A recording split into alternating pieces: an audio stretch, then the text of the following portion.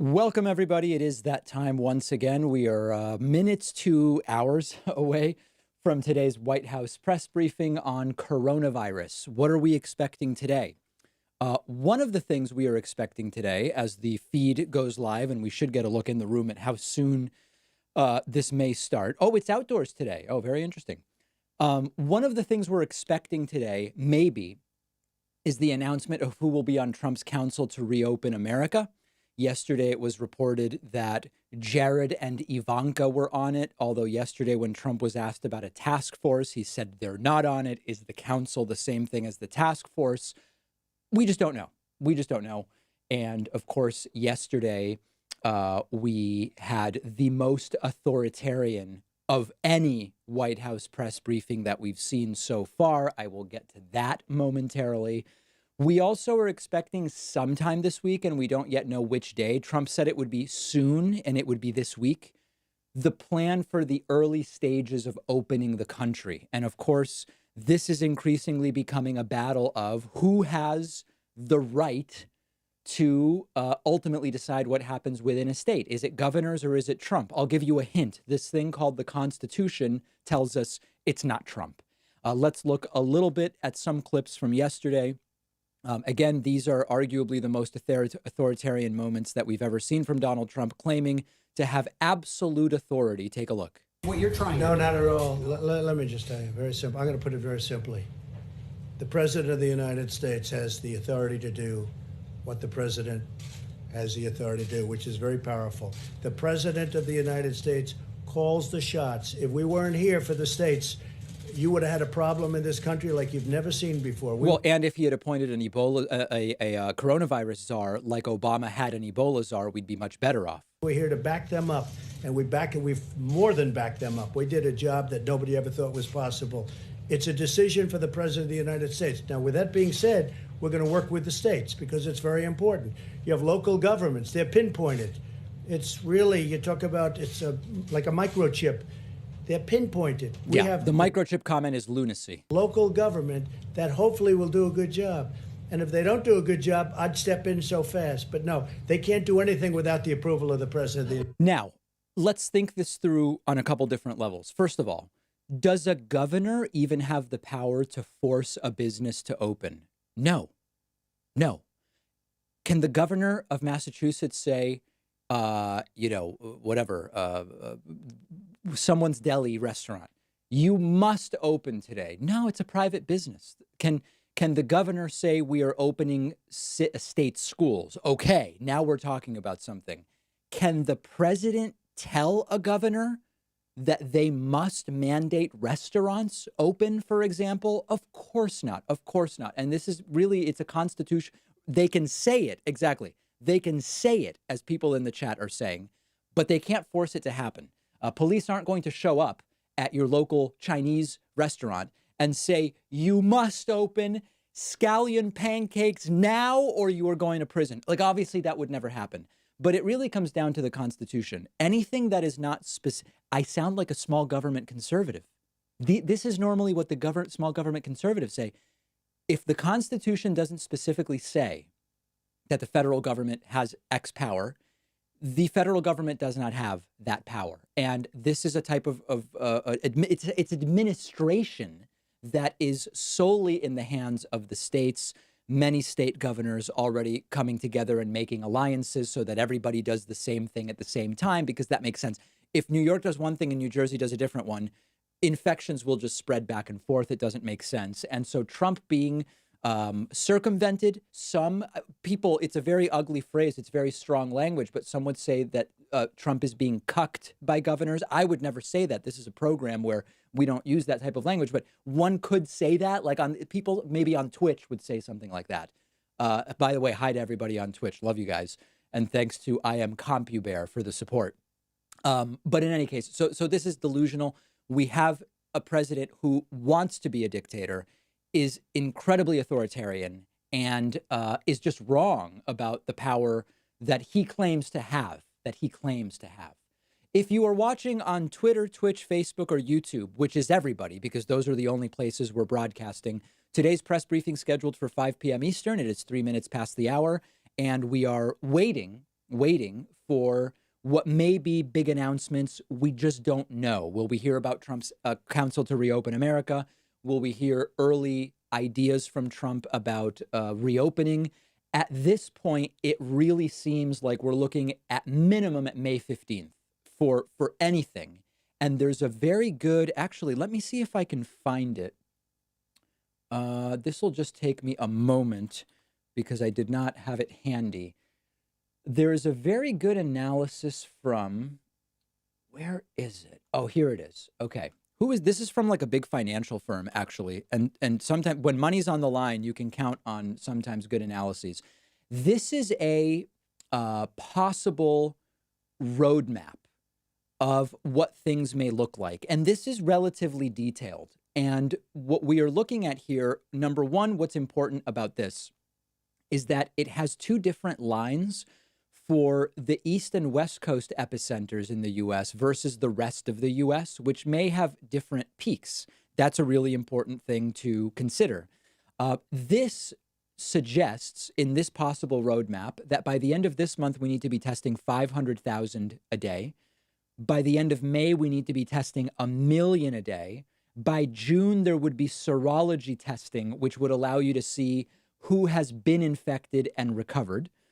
And according to this, the early infected could return to work in June. This would be wave 1. Looks like it's around June 15th that they're suggesting. And then midsummer, you could have wave 2 returning to work, which would presumably be people who are at less risk, younger people, maybe the next wave of people who have recovered, et cetera. This includes a potential second wave of infections starting right around election time, interestingly enough. Who that's good for, I don't know. This is the path of the possible second wave. And importantly, there's the idea now that if there's an early efficacy signal for a vaccine, and Dr. Fauci has talked about this, that vaccine may be made available to healthcare workers as early as October 15th. And then the vaccine would likely be available more broadly right now, looking at March 15th of 2021, nearly, that's 11 months away. So this is a really interesting roadmap for me because it is optimistic in some elements, like the early healthcare availability of a vaccine. It is cautious in other ways where it says nobody should go back to work until June, and then it should only be the people who were first infected, which really isn't that many, right? But again, this is key. You have to have the antibody test because if you look at the official numbers right now, okay, 600,000 people going back to work doesn't do that much when 17 million just filed for unemployment, right? It's a drop in the bucket. If we had the serology test, if the real number of infected was 5 million, 10 million, 50, we just don't know. That's something that's more significant in terms of getting back to work. So that's a really interesting roadmap. It's from some financial firm. It might be Morgan Stanley. It might be Morgan Stanley, actually. So feel free to check that out and look at it in detail yourselves. If you're just joining on Twitch or YouTube, make sure to like, follow, subscribe. Like, follow, subscribe are things that are variably available on those different platforms.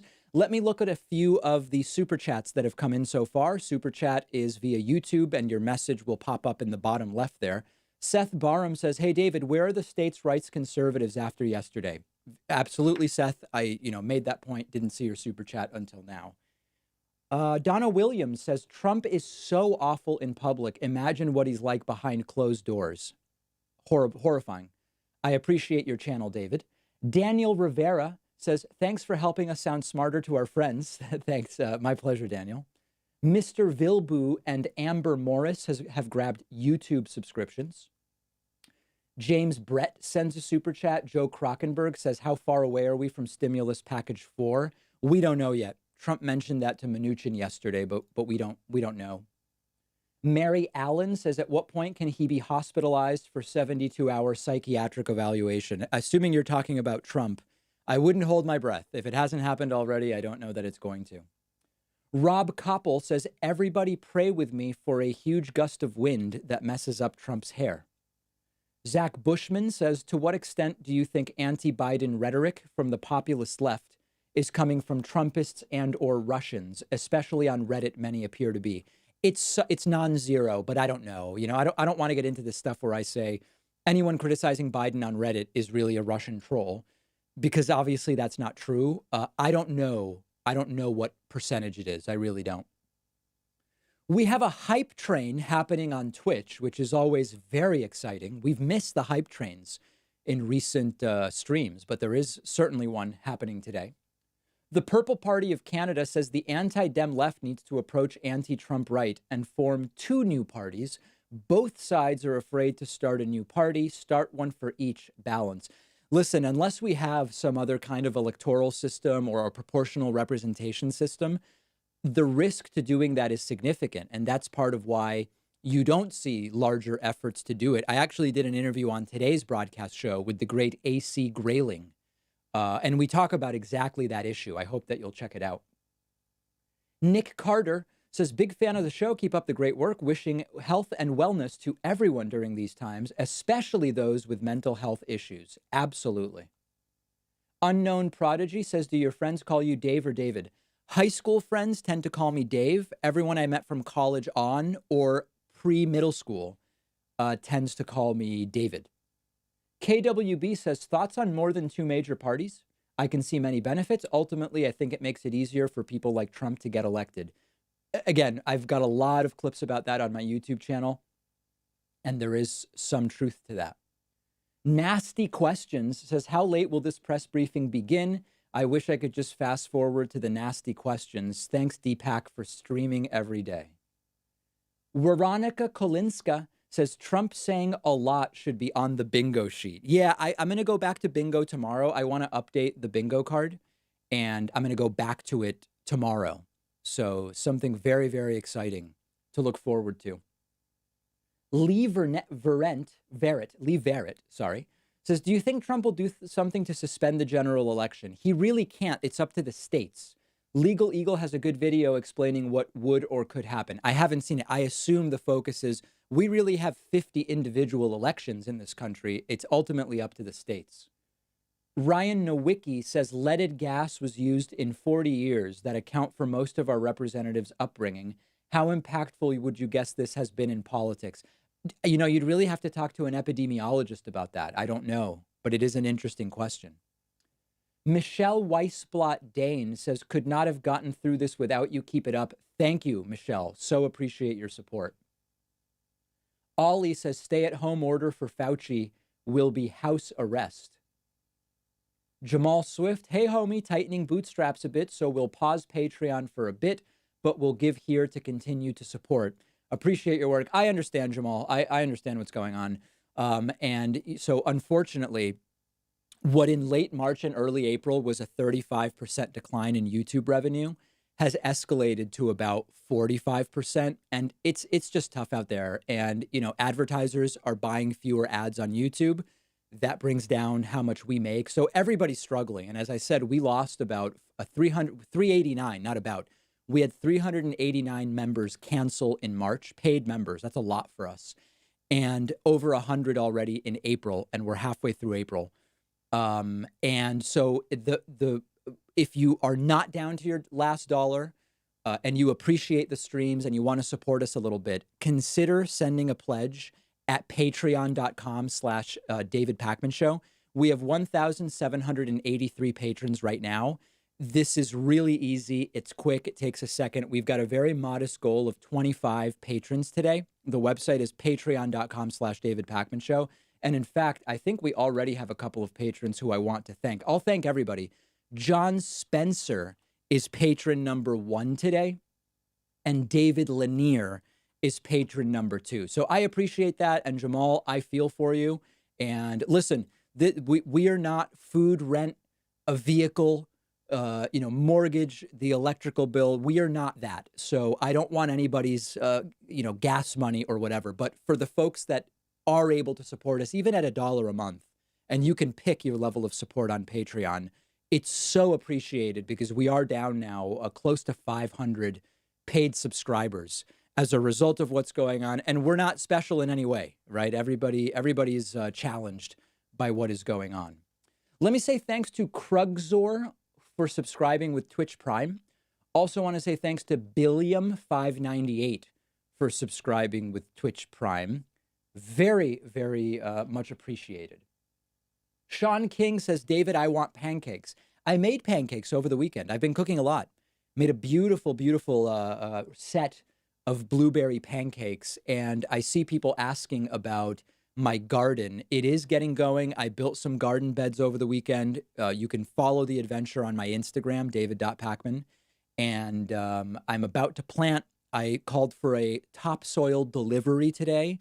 As soon as that's in, I'm going to be able to plant. What can I plant outdoors? I can plant carrots, radishes, various spinaches, and lettuces. What else? And then indoors, I'm planting herbs, tomatoes, what else?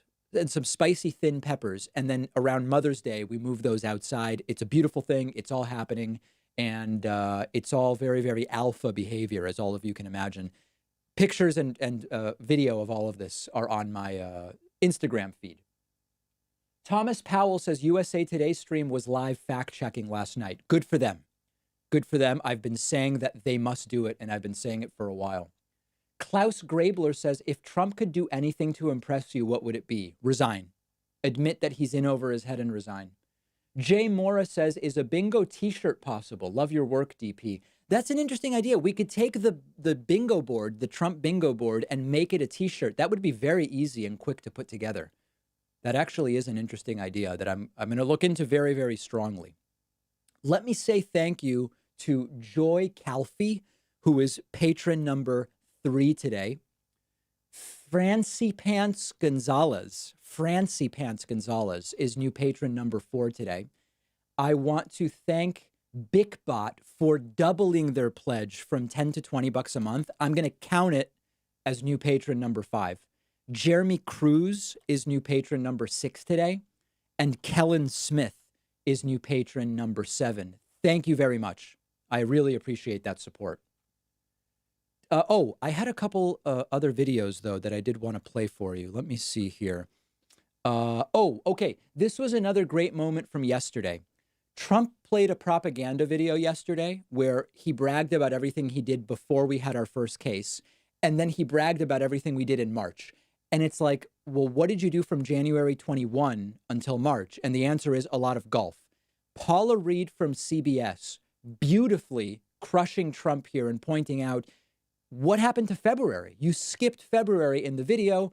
Trump becomes furious, tells her she's fake, all of that stuff. That time that you bought, the argument is that you bought yourself some time and you didn't use it to prepare hospitals. You didn't use it to ramp up testing. Right now, you're so disgraceful. It's so disgraceful the way you say that. Let me just listen. I just went over it. To make people I just went over in it. An unprecedented crisis. Nobody thought we should do it, and when I did it. But what did you do with the time that you bought? You know the we month did. Of February. That we did. Was a gap. What do you do? Month of February. What do you do when you have no case in the whole United States? You had cases when in February. Excuse me, you reported it.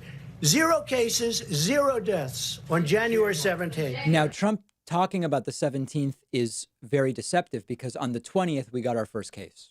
Right? So he talks about January 17 and then he skips to March. Well, January 20 is when South Korea got their first case. They developed a test, widespread testing. They still have under 250 deaths total. That's not a typo. I don't mean today South Korea had 250 deaths. Total, they don't have 250 deaths. Trump skipping from January 17 to March. February, the entire January. I said in January. Your video has a complete gap. On January 30. What did your administration do in February with the time that your travel ban bought you? A lot. And in fact, we'll give you a list. Right. Trump can't think of anything, but he's going to generate a list. What we did, in fact, part of it was up there. We did a lot. Look. A lot. You know you're a fake. You know that. Your whole network, the way you cover it, is fake.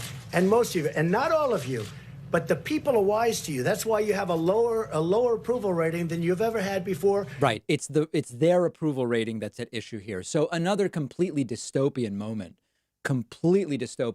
yesterday during the press briefing. And I wouldn't be surprised today if Trump shows up with a piece of paper and lists what was done in February, now that they've had 24 hours to concoct something, they won't mention Trump's golfing. They won't mention Trump's minimizing of the problem. They won't mention Trump saying we have 15 cases and it'll go to 0. They won't mention Trump saying we have 0 deaths. None of that will be mentioned.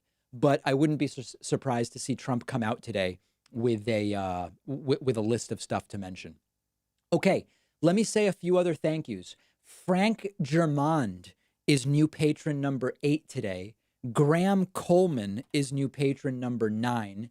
And Ellen Klashka Espiau is new patron number 10 at patreon.com/David Pakman Show. A few other folks to thank. Mark Angel is new patron number 11. Eric Martin is new patron number 12. Ms. B.S. Hutchings is new patron number 13. And S. Patterson is new patron number 14. Very, very much appreciate that support. And we're more than halfway there, my friends. Thank you. Okay, Tanya Clark. Whoops, hold on a second. Where did that go? Tanya Clark. Where did that go? Jay Mora. Wait, if Trump could do anything. Bingo t-shirt. Oh, Talio Divino. Hey, David, do you think Trump genuinely believes in the fantasy world he's created for himself, or is he totally aware of his lies? I really don't know the answer to that. My opinion about that changes almost daily. I truly don't know whether Trump has deluded himself into believing a lot of his BS, or whether he knows that he's just lying to people, or where he believes he's exaggerating, but for the greater good. A lot of time, these delusional narcissists, they don't think that they're telling the literal truth. They don't believe that they are lying completely. They believe that they are crafting a narrative that is based in reality, and they justify it by saying, I'm smarter than everybody, so it's for the greater good that I'm exaggerating in these ways. Oftentimes, that's how deluded the narcissism itself causes them to have that sort of delusions of grandeur, essentially. And it is pathological in nature, as many people in the chat are pointing out. Tanya Clark says, what are your thoughts on opening schools? As a public school teacher in Florida, I'm sadly preparing to lose my job rather than go on campus and risk infection. I think that this semester should just be done. I don't actually know that anyone's thinking of opening this semester. I've heard rumors, but I've not actually seen it. If anybody is, that's crazy. What we should be looking at is the fall. There are already many colleges saying it's going to be online in the fall, and it's going to be spring 2021 that we reopen. I defer to the medical experts, but right now seems crazy. There's people saying Liberty University is, I mean, they're absolutely out of their minds. That wouldn't surprise me. Blanco 0420 or Blanco 420 says, hey, David, you are performing a public service. Thank you. Thank you, my friend. Ariel has subscribed on YouTube. Christy says, what did you think of Obama's Biden endorsement? I mean, listen, it's the right thing to do. We need everyone's help to defeat Trump, and I'll have a deeper analysis of it tomorrow. I've only watched a couple minutes of it, and I want to watch the full 12 minutes before I comment in a serious manner. Let me say thanks to Mark Foucault, who has subscribed with Twitch Prime. Also, Cargvis has subscribed with Prime. Thanks to both of you. Very much appreciate it. Derek Vandervoort says, I got a Secret Service recruitment ad on Spotify yesterday. I don't know whether to laugh or cry. I wouldn't know how to react myself. Any Ghost says, would it be possible for your team to produce a highlights video from each press briefing featuring only important facts and policies that are announced? You know, we are so overloaded with work, and that I don't know that we can really do. I just don't know that we have the bandwidth to do that.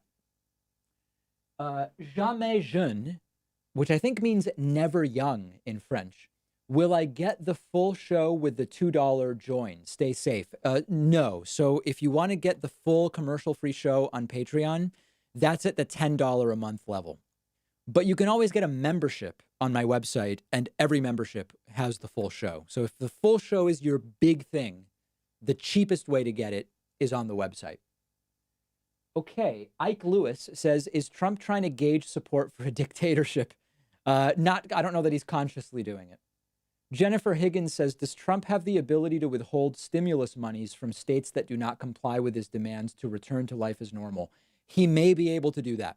He may be able to do that. That may be his only sort of crutch that he may use to gain leverage on governors. Evan Houston says, thoughts on Candace Owens and other Trumpist obfuscation and denial of the pandemic numbers. You know, Candace blocked me years ago, so I don't know what she ever tweets. She's blocked both my personal account and our show accounts on Twitter. So I actually have no idea what she's saying. And, you know, it's really easy to win the battle of ideas when you block people from even seeing what your stupid ideas are, as they are very, very stupid. Let me say the ones I saw a year and a half ago before she blocked me. I want to be clear about that. Nikola Tesla is new patron number 15 today. Thank you. Lisa Iguchi is new patron number 16 today. Chris Hilst is new patron number 17 today. Michael Sanchez is new patron number 18. Amber Morris is new patron number 19. Thanks, Amber. And Nancy Smith is new patron number 20. People are asking about the haircut thing. I did mention yesterday, and I don't know that I'm going to come to regret this. I mentioned yesterday that if we were to get to 4,000 patrons, I would cut my hair live on stream. As many of you know, I haven't shaved nor cut my hair for a long time now, and I don't know what the future of that holds. I said at 4,000 patrons, I would just cut my hair live on stream. I don't think it's going to happen. I think we will be back on to sort of a more. I think I'll be able to get a real haircut at a barbershop or salon before we get to 4,000 patrons. But who knows? Who knows? David Leacock says, if you could ask Trump anything and he had to tell the truth, what would it be? Oh, well, if he had to, it would be, you have no idea what you're doing, do you? Elise Fagan says, do you think these press conferences do any good? Good for whom, I think, is the question. And the answers would depend on that. Crumble says, you're a treat, Dave. Keep up the good work. Thank you. Thank you so much. And remember, whether or not you send a super chat, you can support the YouTube stream just by hitting like. It's very simple. A lot. You can hit the like button a lot, to quote the president. You hit like and subscribe. And yesterday, a lot of people did it. And we had like 8,500 people on the stream because it's directly correlated, is what we've noticed. That's a term I got from Trump, correlation. He knows all about it. Quickie Mart says, what do you do when you have a tornado warning, but no houses knocked down and no lives lost? The logical answer is you go play golf. It seems that that's what Trump did with the virus. Ben Taylor says, hey, David, starting to feel a bit depressed and scared. Kyle feels strongly that things will never be the same again, that we will see a whole new way of life. You seem calm, but are you worried? I am. Yeah. I think that so here's my thought on that. Humans are incredibly adaptable. And I was just messaging with a friend before starting the stream where yesterday and today, for the first time, this routine started feeling normal to me. It started feeling not like something is weird to be doing the show from home, to wake up and work at home, to go out for a walk, to be back at home, to go out for a run, to be back at home, do the stream, then I make dinner. And like, it's all feeling more normal. And this is just proof of how much humans adapt to horrible conditions, to different conditions, whatever. So I think that when things start to go back to normal, there will be for a long time things that remain. Maybe people won't shake hands. Maybe we'll see masks in public. Maybe we will not see big sporting events for a really long time. People will still distance when they pass each other on the sidewalks, if that's what they were doing now. A lot of people, aren't doing it. Some people are going to crazy churches and being on top of each other. But I do think eventually things will mostly go back to the way they were. It will probably take years. But even if they don't, it will feel like they did. That's the part I'm sure about, which is eventually things will feel normal, even if they don't actually go back, because humans are just so flexible by nature, so to speak. Matthew Roskill says, what are your thoughts on Bernie endorsing Biden more quickly than he endorsed Hillary? Whoop, it scrolled past. Hold on. In 2016, how irritated do you think she is by this? I have no idea. I find myself devoting no thought to Hillary Clinton lately. Megan Gaddis says, do you think the housing market will go down and when? So I believe that I'm terrible. I don't even pretend to make economic predictions, but if you put a gun to my head, my instinct is that the housing markets as they are very tiered. So you will sometimes have like the general housing market in a slump, but the luxury housing market does fine, for example. Or you can have the condo market go one way and the single family home market go differently. Or it can be regionalized, or it can be urban versus rural. From what I know, we're already seeing some depression in some elements, for lack of a better term, of the housing market and not in others. And I would assume that that will continue. But speaking to my realtor friends, they say they're still doing pretty good business here in Boston, that there's no open houses. It's all private showings and people are careful, to touch as little as possible. They wear gloves and that sort of thing. But I, period. I don't have any other sort of special knowledge that I'd be able to contribute to that. Let me say thank you to Allison Cross, who is new patron number 21 today at patreon.com/David Pakman Show. I so sincerely appreciate the folks that have been supporting us, and we've lost a lot of support because of what's going on. The streams have brought in new supporters. It's helping to keep us close to level, and I really do appreciate it. I also appreciate our Twitter supporters like Crown Paul B, who just subscribed with Twitch Prime. Lenny Raymer sends a super chat. David Pakman, Germany branch office headquarters, says, "Hey David, do you agree journalists are learning to ask smarter and sharper questions on Trump day to day?" I don't know that it's that journalists are learning to ask sharper questions. I think journalists are deciding, what the hell, I'm just going to ask it because it just makes sense. And the worst that can happen is I don't get invited to these harebrained press conferences anymore. C.S. Patterson says, "I have a membership, just signed up on Patreon." Wow, I really appreciate it. Membership, Patreon, and Super Chat support. Thomas says the American people should sue Trump. I think we should just vote him out in November. Alex Kepke says, "Conservative here, rarely agree with you, watch every day, here's some money, keep up the good work." I really appreciate that, Alex. Even a conservative is throwing $5 our way. David Tillery says, "I'm better at debating my position in political discussions as a result of watching your show. I really appreciate everything you guys do. Thank you, David, and the whole David Pakman Show crew." So appreciate it, David. Thank you. Don Hall has upgraded their membership. Austin Clark says, "Utah today announced school closure rest of year." Yeah, I think that makes sense. I think it's crazy to think about going back to school this year. It doesn't make any sense to me whatsoever. Keaton Klepper says, "Dave, should Trump pardon the Scranton Strangler?" I know very little about that case. Very, very little. But so everybody's talking about Tiger King. Okay. I'm going to recommend for you a different documentary on Netflix. It is the film Dream Killer, about a man imprisoned for murder and exonerated with the help of attorney Kathleen Zellner, who features in Making a Murderer. Kathleen does. Watched it yesterday and the day before in a couple tranches, I guess I would say. And check it out. Very, very well done documentary and an interesting story. Would be curious to hear what people think about it. Thanks to P. Croc for the super chat. Maria Areola said, "Oh, where did that go? What do you think about the stimulus check? Will we have to pay back after taxes next year?" No, so that's a false rumor. So here's the deal. The way that the stimulus is being done is when you do your taxes next year, you would report receiving a $1,200 stimulus, and then you get a $1,200 credit. So it's a wash. You have to report it somehow, right?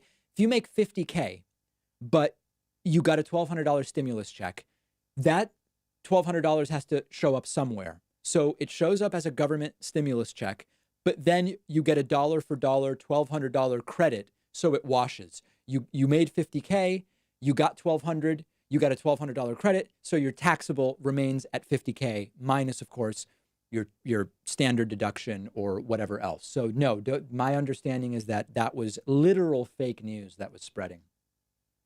Ryan Coltalo says, "My girlfriend and I watch your live stream with Maniac Bingo every day, Exciting new products for coronavirus customers has become a staple expression in our household. Thanks for the humor. Yeah, I am constantly using the term elements around my girlfriend, and she sometimes gets it and sometimes doesn't because sometimes I slip it in so discreetly into the conversation. And I've been using elements a lot. What else have I been using? When talking with family, I will very often refer to the invisible enemy or the invisible scourge. And actually, how do you say scourge in Spanish? Translate to Spanish. I actually don't know that word. Scourge. Azota. Yeah, that doesn't, I don't know if that's right. Hmm. In any case, yeah, I'm introducing a lot of that language myself. We have, oh dear God, who are these people? Is this Trump's panel of people? What is going on here? This looks weaponized. I don't know that I like this. But in the meantime, let me thank a few other people. Nancy Anderson is new patron number 22 today. Thank you, Nancy. Sean Clark is new patron number 23. Maggie Dover is new patron number 24. Johanna is new patron number 25, which makes me say, let's go for 50. Let's see if we can do it. Susan Casanow, or Casenow, is new patron number 26. And with a $100 per month pledge, wow, Annunziata Cole is new patron number 27. I really appreciate that so generous contribution, Annunziata. I also want to say thanks to Tiffany Doss, who is new patron number 28 today at patreon.com/David Pakman Show. If you're joining us and once again wondering what the hell is going on, this was scheduled for 35 minutes ago. You're in the same boat I am. I anticipate that this will be a crazy press conference. We see Dr. Birx arriving. I expect to see Trump do endless bragging about how great everything he's done is. We might hear a little bit about Trump's plan to start reopening certain aspects of the economy. He said we would hear that this week. I think today is going to be a crazy one. I really, really do. And if you're just joining us on YouTube, please do me the favor of hitting the like button and the subscribe button. You really are helping our streams every time you do it. It costs nothing. And it's a beautiful thing we can all do as we are self-isolating today. We are not the scourge. We are the anti-scourge is the way I like to say it.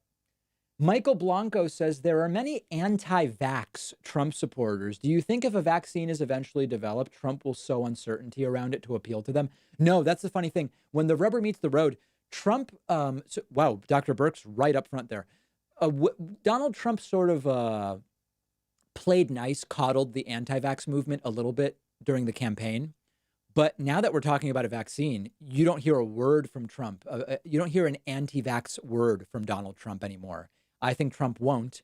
And honestly, I think most of the anti-vaxxers are just going to get the vaccine. What will be fascinating is after everything with COVID-19, and eventually when we get a vaccine, you're going to see tons of people get the COVID vaccine, get the coronavirus vaccine, and continue not getting the flu vaccine with the same bogus arguments that clearly are bad arguments as proven by coronavirus. There's no question about it. You're going to see it. Pitt says, hi from Australia. Please, will someone introduce some sanity into U.S. politics? Good luck. It's an uphill battle. Allie Mack says, how screwed is Trump after his presidency? Sadly, I don't know that there will be consequences. I don't. I wish that there were. But I am not confident that that is going to be the case. Ken Herron says, if you move your chat screen to your right, it will make it look as if you are reading them from the same screen as we are. There are a lot of really complicated reasons why I can't do that. Let me think. Let me see if there's some other way. No, there would have to be a lot done. There would have to be a lot done. Actually, let me see. I understand that, breaking eye contact with you fine folks is not a, oh no, I know why I can't do it. There's a different reason why I can't do it. Let me see. Let me just try something here, my friends. If I do this, and then I go to over here, and then maybe if I collapse the chat, yeah, it's pretty tough to do. I'm gonna need to. That's a reasonable request. That it seems like I'm looking away from the camera when I read super chats. I am going to work on that between today and tomorrow. Okay, point taken. It's almost like turning my back to the audience, which I don't want to do. But I'm just not set up for that right now. Okay, Eric Swanson says, how many times do you think Trump will mention hydroxy today? Isn't he invested in a company that makes it? He has under 1,000 and possibly under $100 worth of one of the many companies that make it. I would not focus my energy on saying that's why Trump is promoting it. I think there are other reasons, psychological reasons why Trump is promoting it. Let me say thank you to Dana. Dana is new patron number 29 today. Kim Rue, or Reu, is new patron number 30 today. And Kaylon Webb is new patron number 31. Also want to say thanks to Damon Watlington, who's new patron number 32 today, and Mark Bishop. Mark is new patron number 33. Let me see. Can I do some quick math on this? 33 divided by 50. Okay. 3 into 5, 1, carry the 0. 33. I'm kidding. Obviously, 66% of the way there, and very, very much appreciative. Okay, Connor Brenner says, thoughts on IMF outlook? I don't understand how optimistic the domestic stock market is. Thoughts on how the market has been reacting to this crisis? I love this question. So last Friday, as an example, it was announced that 6.6 more people lost their jobs the week before. And the stock market went up. Why did the stock market go up? Doesn't make sense, okay? I'm going to give you an idea. Here are some elements of why that's the case. Stock markets don't like uncertainty and price in some of what is expected to come in the future. So the day before 6.6 more million job losses were announced, some anticipatory pricing of that announcement was already in the market. In other words, the market, if you believe efficient markets hypothesis, which is bullshit in 100%, but there's an idea of it that certainly the market anticipates future news as much as it reflects previous news. The stock market had already sort of priced in the fact that a lot of people were losing their jobs that week. When the announcement was made, two things happened that could have pushed the stock market up, other than just people speculating, which of course is actually a scourge and terrible for the economy. One is it eliminated uncertainty, right? For the week leading up to Friday, there was uncertainty about how many jobs were going to be lost. We now know, or we learned at that time. Number two, that number was the number of people filing for unemployment. Filing for unemployment means they're going to get the money. So it was also news, as much as it is news about people losing their jobs, it's news about 6.6 million people who are now going to start getting money, which they can spend in the economy, and they will spend it because they need to spend it to buy staples. And then number three, the number was arguably bad enough that it made the markets think more stimulus is coming, which will be good for us. So, I am not a believer in efficient markets theory to the degree that, neoclassical economists are. But it is undeniable that to some degree, markets anticipate future news in their price level. And there were bits of news in that 6.6 million number that would suggest that money will be injected into the economy. And that would to some degree explain that. Now, step back for a second. It's bonkers. That headline from CNBC last week, best stock market week in history, 17 million people have lost their jobs in 3 weeks. Like, that's nuts. That's nuts. And it shows us how fundamentally disconnected the Main Street and Wall Street are in so many ways. Okay, I sort of went off on a rant there, and I apologize for that. Courtney Richards says, thanks for making yesterday's briefing bearable. Thank you. JR says, do you think that people will adapt if Trump is reelected in November? More depression than anger, or the other way around? people will have to adapt. If Trump gets another 4 years, what choice is there? He will be president, and that will be it. Amy Gray, where did that go? Amy Gray says, Trump's behavior during yesterday's press briefing was bizarre. Since 2016, I've been waiting to wake up from a crazy dream. How did we get to this point? I ask myself that every day, Amy. You are not alone in that thinking. The Empress says, with what happened yesterday, it's amazing how much we are living Animal Farm. George Orwell was a prophet. I read Animal Farm just 2 weeks ago, and you are absolutely correct. Per Tiran says, strange, but the super chat is going in and out of focus. That's really weird. And that reminds me, I do want to go, we want to go to HD. And let's see, none of these other streams are live yet. That's a bad sign. I mean, at least Dr. Birx is here. That suggests it's going to start soon. Usually what I do when these start is I'll switch to C-SPAN for 2 reasons. Number one, C-SPAN's video quality seems to be better. And number two, C-SPAN tends to show video of the reporters asking questions. And that's not a trivial matter for me. So I'll probably switch to C-SPAN when they get started. Matt Chavez says, would love to see you at these briefings. Are you able to? I live in Boston. Nobody's traveling. The White House would never give me a press pass, so I would not hold my breath for that, my friend. Okay, let me say a few other thank yous to people that are contributing today. We are asking with total peace and love. If you want to support these streams, make a pledge at patreon.com/David Pakman Show. Doesn't have to be a big pledge. You don't have to pledge a lot, to quote the president. You can pledge a little as $1. Mo Hussein is new patron number 34 today. Kenneth Mobile is new patron number 35 today. And Kay Sanders is new patron number 36. Kay very generously pledging $10 a month at patreon.com/David Pakman Show. I've received, there is some part of all this that's going on that is definitely bringing people together.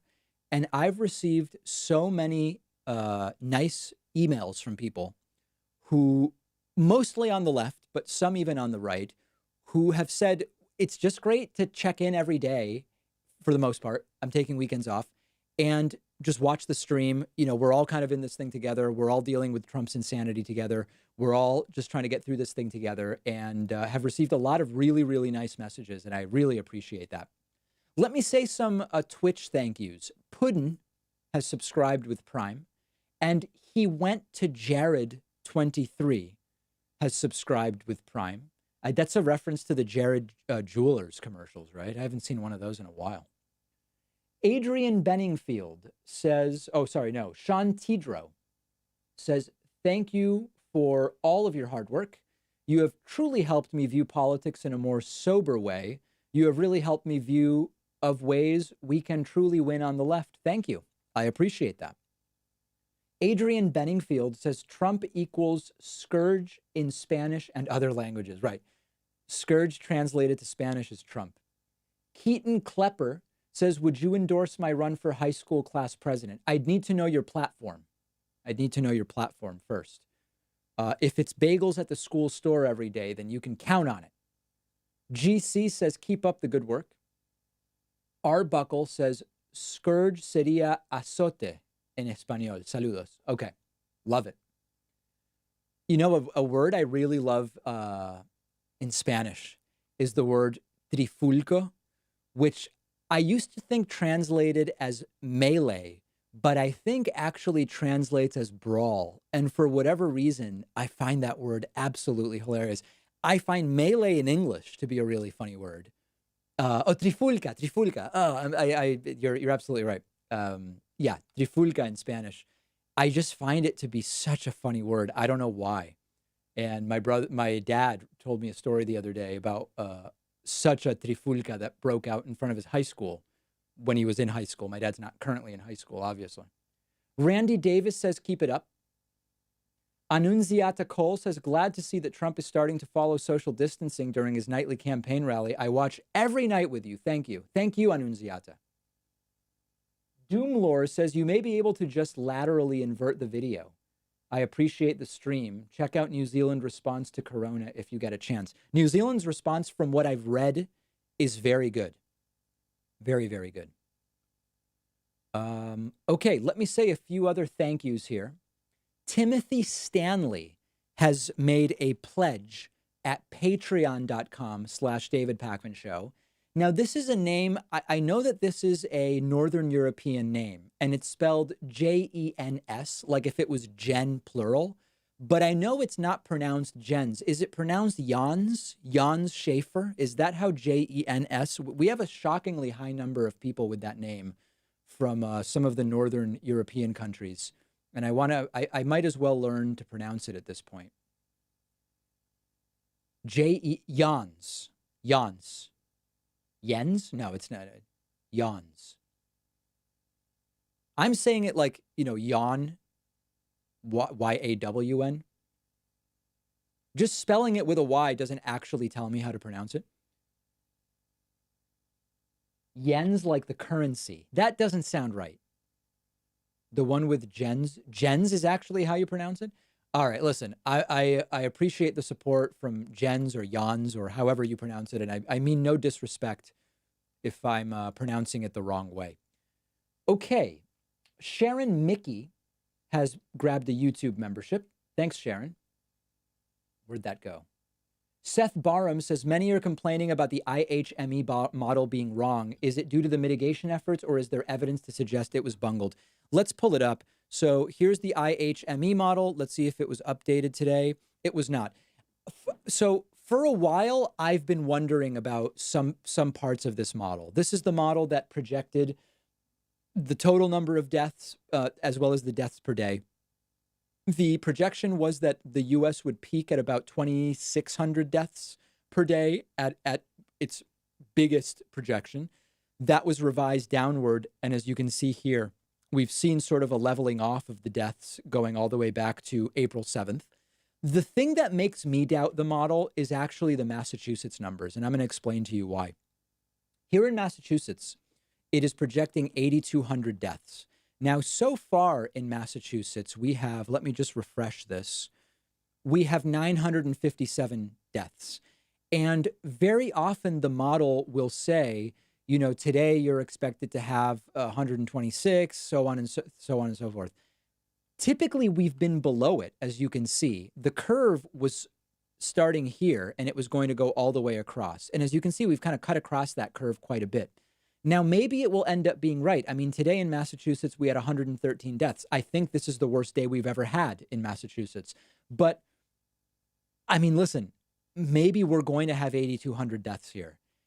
It strikes me as very high, given that our total is still under 1,000. I just don't know. I am not a modeler.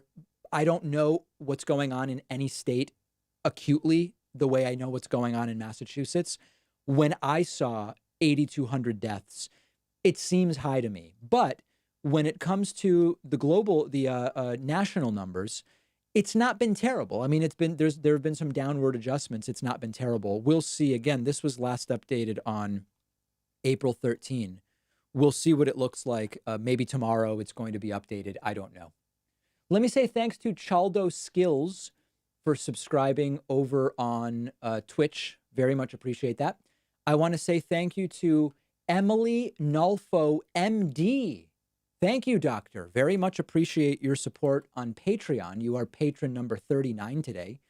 And Linda Julian is new patron number 40 today at patreon.com/David Pakman Show. So appreciate your support. Okay. We are now 52 minutes past when this was supposed to start. Let me just pull up Trump's Twitter to see if he has made any pronouncements about the start time today. He said 5:45. He posted that at 5:20. So 20 minutes after he was supposed to start, he announced that it was going to be at 5:45. That's very soon. That's very soon. Townsend Koke says, thoughts on the Smithfield pork plant outbreak? There seems to be a lot of seeding outbreaks among food workers, yet still no risk to the food supply chain. I don't know enough to be able to comment about that. but it is very concerning. Now, pork specifically, I don't care about. I don't eat pork, but the food supply certainly is a general topic of concern. Mr. Saxakeet says, nah, homie was saying if your stream window was on the left when looking to your right, it'll seem like you're reading them off the stream as we see it. No time or effort needed to allocate towards eye contact. Also, here's $20. Okay, thank you. Zoe Ferguson says, is Trump using the Rose Garden to get out of questions from the press? The press still asks questions in the Rose Garden. And here they have the boom mic, which will be used to ask questions. Anubis OKC says, got a job for a 15-year police veteran. We are not hiring right now. We're doing everything we can to avoid having to, cut hours or that type of thing. And thankfully, we are not needing to do that. Thanks to support of people, like, for example, people pledging on Patreon and that sort of thing. But we don't have any new positions available right now. Sabrina Zafar says, enjoyed the market analysis, long form videos into the various functions of the economy, please. Good idea, Sabrina. Hope you're doing well. Chris Call is a new Soy Boy level member on YouTube. C.S. Patterson says, look at StreamYard to help all streaming. I'm not familiar with that. Maddie Ice says, are you a fan of Mike's Pastry? Not really, no. I mean, it's very, very touristy here in Boston. And when I'm in that neighborhood, I tend to go to Cafe Brico, not the restaurant, but like the little sandwich shop down the alley. And then sometimes Modern Pastry, or I'll go over to Cafe Vittoria and get a macchiato and a cannoli or tiramisu, potentially. But no, I don't really go to Mike's off. I mean, it's just so busy with tourists. Why? There's no need. Constitutional Peasant says, should we shame the leftists who say they won't vote Biden in the general? No, listen, I'm taking a much more, it's not that I'm resigned, but I don't want to fight with people, right? So like last night on Twitter, there was a big kerfuffle involving me, Kyle Kulinski, and Mehdi Hassan. I don't know how many of you know Mehdi Hassan. And it was very respectful. And it's like, listen, if you don't want to vote for Biden, don't vote for Biden. Just understand that it is an action that helps Trump. Not voting is not voting, right? So in a literal sense, not voting is not a vote for Trump. Not voting is not voting. You are getting Trump one vote closer to re-election in practice, but I don't need to fight with people. Well, I don't care. Okay, do whatever you want. All I can do is tell you what I'm doing. Of course, I believe what I'm doing is correct. And if people want to join me, then go ahead. If people don't, we'll have 4 more years of Trump, and then we'll deal with it the best we can. In the blue states, we will be more isolated. We are in a position of privilege in many blue states where we are more isolated from the machinations and atrocities of Donald Trump. In the red states, you'll be more screwed. What can I do, right? I mean, all I can do is tell you why I'm voting Biden, and it's up to everybody to decide. But I am not interested in starting to fight with people. If you're comfortable getting Trump one vote closer with your action, which is the way I would put it, have at it. And then there will be repercussions. I would remind folks, many of the successes, for example, of the progressive era in the early 1900s were because of who was on the Supreme Court. Many of the successes of the progressive era could have been struck down were it not for who was on the court. That is chosen by presidents. So I want Biden replacing whoever it is that may leave the court in the next 4 years. I don't want Trump doing it. And 15 years from now, that may well pay dividends. So everybody do what they want. We're all in this thing together. And we're going to be in it together regardless of who wins. I hope that it's Joe Biden. Let me say thank you to Thomas Knopf, who is new patron number 41 today. And John Simon is new patron number 42. Thank you so much. We are now up to, what is the total number of patrons? We were just at 1803. Let me refresh. 1824. Beautiful. Beautiful. 1850 would be a nice goal for today. Why not, right? Why not? If you're just joining us, you have missed nothing. We really are about an hour late today in starting today's press briefing. Expecting it's going to start getting dark before this thing ends at this point. We have been expecting Donald Trump for the last hour. He rescheduled to 5:45, and it is now 15 minutes past that. Brutal, brutal stuff. Okay, Layli Trias has sent a super chat. Chris K says, I keep doing the same thing every day, the press meetings, expecting different results. Is that insanity? No, I think we're all hoping for something different to happen each day. Abi Vasquez says, if you had White House credentials, what question would you ask? I don't know. I mean, I'd have to think about that. It depends on the day. Henry Vinson has signed up on YouTube.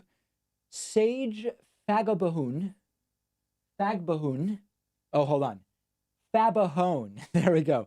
You gave a great effort yesterday, though. Fabahone. It's right there, and I was pronouncing it incorrectly. Fabahone. Do you think any right-wing media outlets will call Trump out for his ignorance of states' rights? No. I mean, not during the press briefing. You know, maybe you'll have some constitutional conservative podcast or something call Trump out. But I would be shocked if anybody did that during the press briefing. Le Patriot has subscribed on YouTube. John Simon sends a super chat. Don Sanford has subscribed. Emmanuel Ramirez Vera says, if Biden loses, will Bernie supporters be blamed? I have no idea. I'm not engaging in that type of stuff right now. All I'm doing is I'm telling people what I'm doing and why. That's it. Oz says, when do you think is a realistic timeline for California to lift stay at home? Thanks for all you do. I have no independent opinion. I defer to the medical experts. My brother lives and works in California. His job is talking about May 15 right now, at minimum. So, you know, we'll see. Music 55 says only open the country when 328.3 million Americans can be tested. Government needs to pass them out like yesterday. Yeah, so there's a few different analyses. I don't have them in front of me, so I can't quickly find them. But one analysis, actually, I do have one in front of me. This analysis from, I believe, Morgan Stanley says that in order to be able to start wave 1 return to work in mid-June and wave 2 in midsummer, you need 1 million test a day capacity by May 31. Okay. Another analysis I saw says you need to be able to test 22 million a day because that lets you test the whole country on a rolling basis every 2 weeks. That's a joke. I mean, we're testing like 125,000 a day.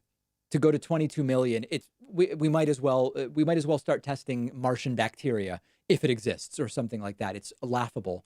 And there are analyses that say that's where we need to be in order to really be able to safely test, isolate, contact trace, but get some elements of the economy going.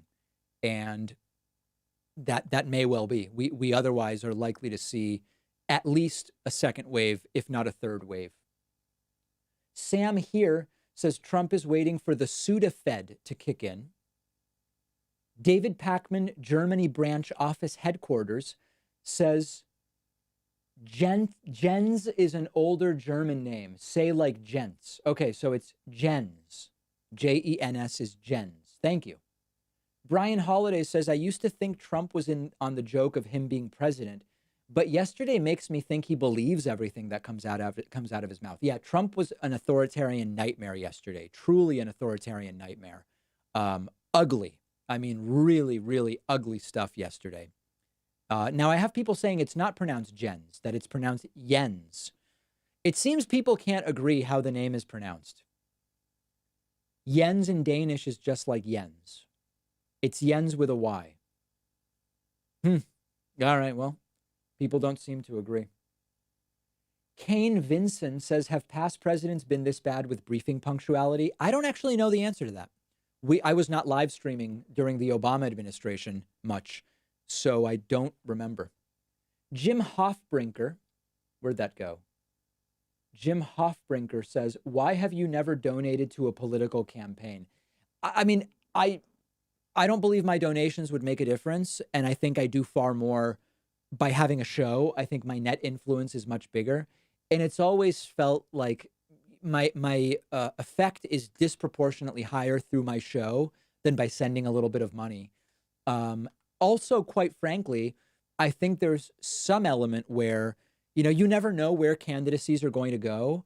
And it could create problems for me in some way as a show host to have donated to someone. And I find it cleaner to just say, listen, I'm not sending anybody money behind the scenes. All I'm doing is telling you what I think on the show. There's no conflict, even hypothetically, between what I say and the money I'm sending to people, because I'm just not sending any money to politicians. It feels cleaner to me in some way. And I don't know if people in the audience would agree with that. Real quick, if you have 20 seconds right now, please take a 3-question survey at davidpakman.com/survey. We are trying to gauge to what degree my audience is being affected by coronavirus. And we've put together just a 3-question survey that I would love for you to take at davidpakman.com/survey. Let me see if I can actually pull it up. I'm not easily able to pull it up right now. But in any case, it's literally 20 seconds. It's just 3 questions. davidpakman.com/survey. And I am interested in seeing the results, and we will see them probably by the end of the week, I would say. We're looking at that very, very strongly, to quote Donald Trump. Okay. Food Bucket Jesus says, David, please keep looking off screen to read comments. Okay. Dan Samaflange says, do you think coastal state alliances will leverage staying closed for more relief checks to individuals? Somebody asked the reverse of that question earlier, and I don't know the answer, but it is an interesting one. It's an interesting one.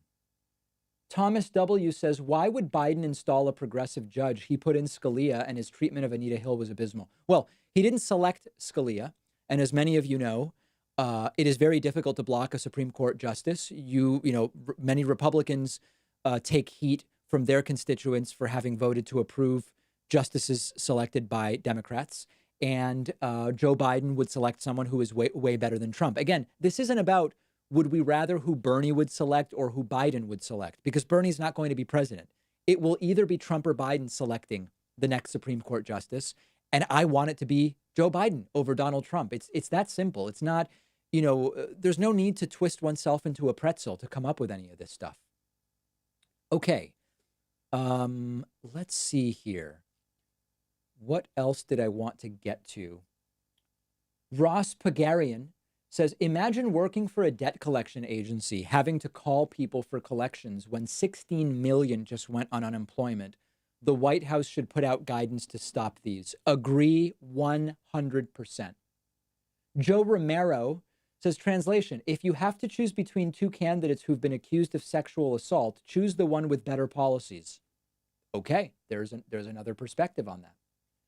Tony Romano has grabbed a YouTube membership. Molly Curran says, I was originally not voting in November. After the briefing yesterday, I'll be voting for Biden. I hate that I'm doing it, but I have to try and stop Trump. We must. We must. Connor Brenner says, glad you love the question about the market. Appreciate your view. Can you expand on view of IMF outlook specifically? I'm not informed enough on IMF to be able to intelligently comment. So I will not, because I try to avoid commentary on things that I am not read up on.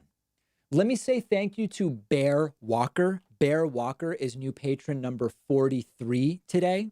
The best way to support our now daily multi-hour streams and the broadcast show and the YouTube clips and the podcast and all of that stuff is to just grab a pledge of as little as $1 a month at patreon.com/David Pakman Show.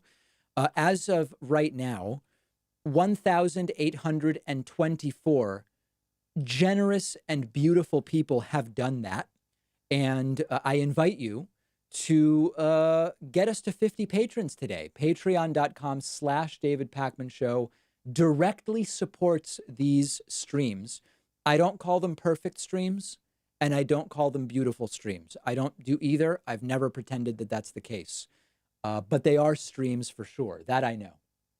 Eamon Minges says, David, I am currently working on editing an animated manga battle between Joseph R. Biden and Corn Pop circa 1963. I'll post it on the subreddit when done. That sounds incredible. Eric Rothschild says the delay in the press conferences obviously due to the new task force, Kushner-Ivanka, aligning their talking points to not contradict Trump. Maybe. I don't know. Christopher Morrow says your vote for Biden only matters if you live in a swing state like I do, Florida. Shaves Lee has subscribed at the soy boy level. Music 55 says, did you see Mark Cuban talked running for president? I did. I don't know much about it, though.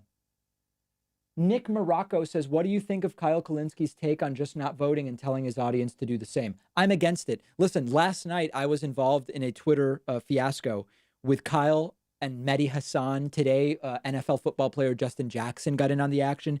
It's a real shit show. I'm pulling it up on my phone now. Yeah, consider looking at all. If you look at so I'm D Pacman on Twitter. In order to see all of it, I think you have to look at my posts, including replies. There's like a tab for with replies, and you can follow it all. And I think I made my perspective very clear last night and today throughout this conversation. Okay, Joe Marcu says, you said a Biden primary win and general election loss was the best outcome for the long-term progressive cause. Did you change your mind? No, it's not that I changed my mind. I did a segment where I said, if you only think about the more distant future, you can game out a scenario where Biden losing Biden being the nominee but losing is the long-term, quote, best outcome for progressives. I say in that segment, I still think it is morally dubious to take an action that allows Trump to be reelected because he is so weaponized bad. So nothing has changed. That was sort of a thought experiment segment. And I think I've been pretty clear all along that I can't in good conscience take any action that would get Trump any closer to reelection. Voting for Trump would count, not voting would count, writing someone in would count, et cetera, et cetera. Noah Hineshaw says, I was not going to vote for Biden in November until Bernie told me to. I'll listen to whatever Bernie tells me to do. I hope that there's Bernie supporters who feel the same way, although I don't know. D. Ken says, I feel like Biden is more of a Republican than a Democrat. I'm guessing he will pick a right-wing judge for the Supreme Court. Why does it matter if he picks the next justice? No, you're completely wrong. So Bernie and Biden have the same view on the Paris Climate Accords. Bernie and Biden have the same view on $15 an hour minimum wage. Bernie and right, et cetera, et cetera. Bernie and Biden both support the Green New Deal as a framework to different degrees. Yes, Bernie supports it in a more literal way. Biden supports it as a framework. We can go on and on and on. Prison reform, all this different stuff. So I think it is just, it's right to say Biden is not a progressive. He is a center-left Democrat. It is totally wrong to say Biden is more of a Republican than a Democrat. It's just wrong. I won't participate in it whatsoever. Let me say a few other thank yous. Paul Delaney is new patron number 44 today at joinpacman.com. At patreon.com/David Pacman Show. Thank you, Paul. Jeremy Shoke is new patron number 45. Daniel Perea is new patron number 46. Jacob Chwastik is new patron number 47. Jessica is new patron number 48. Gregory Smith is new patron number 49. Sue Johnson is new patron number 50. Let's go for 75 and see if we can do it. And Stacy Bickling is new patron number 51 today at patreon.com/David Pacman Show. Why have I been talking about Patreon the last few streams instead of membership? Just for kicks. We're doing this every day. Figure we'll do something a little bit different. Trump is now 75 minutes late to his own press conference. 75 minutes late. This is disgusting. There's no other word for it. And we don't know what is going on. What time is sunset in D.C. today? Sunset, Washington, D.C. 7:45. Oh, okay. So it's quite late there. That's interesting, actually. What time is sunset in Boston today? Sunset in Boston, 7:25. Oh, so they've got 20 extra minutes of sunlight from the standpoint of comparing it to Boston. But this actually is insane at this point. 75 minutes late on the press briefing. Some random guy says, have you read the study from University of Sydney saying that COVID deaths are poorly predicted by the IHME model? Please Google it. Sydney.edu.au. I have not seen that, but I am going to look it up. IHME. Okay, here it is. Let's take a look at it just while we are waiting. Okay. U.S. death rates inconsistent with IHME predictions. Okay, very good. Group of data scientists led by the University of Sydney Center for Translational Data Science has found that over 70% of U.S. states had death rates inconsistent with the IHME predictions. Published on pre-publication, the researchers found the model substantially underestimates the uncertainty associated with deaths. 70% of U.S. states had a death rate outside the 95% prediction interval for that state, casting doubt on whether the model is suitable to inform COVID-19 resource allocation. There you have it. So certainly my instinct about that seemed to be correct. Here is Trump coming out. Let's see if we have the C-SPAN feed. That seems to be my preferred one. We don't seem to have it, so we will stick here for now. Major airlines, all of our great airlines, to participate in a payroll support program.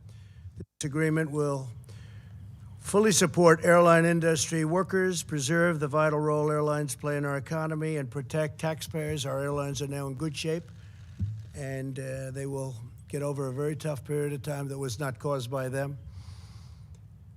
The United States is continuing to make substantial progress in our war against the virus. We grieve at every precious life that has been lost to the invisible enemy, but through the darkness we can see the rays of light. We see that tunnel. And at the end of that tunnel, we see light. We're starting to see it more than ever before. We've held our... Okay, I am going to switch now just because it's like a full Fox feed. It's weird. We grieve at every precious life that has been lost to the invisible enemy, but through the darkness we can see the rays of light. We see that tunnel. And at the end of that tunnel, we see light. We're starting to see it more than ever before. We've held our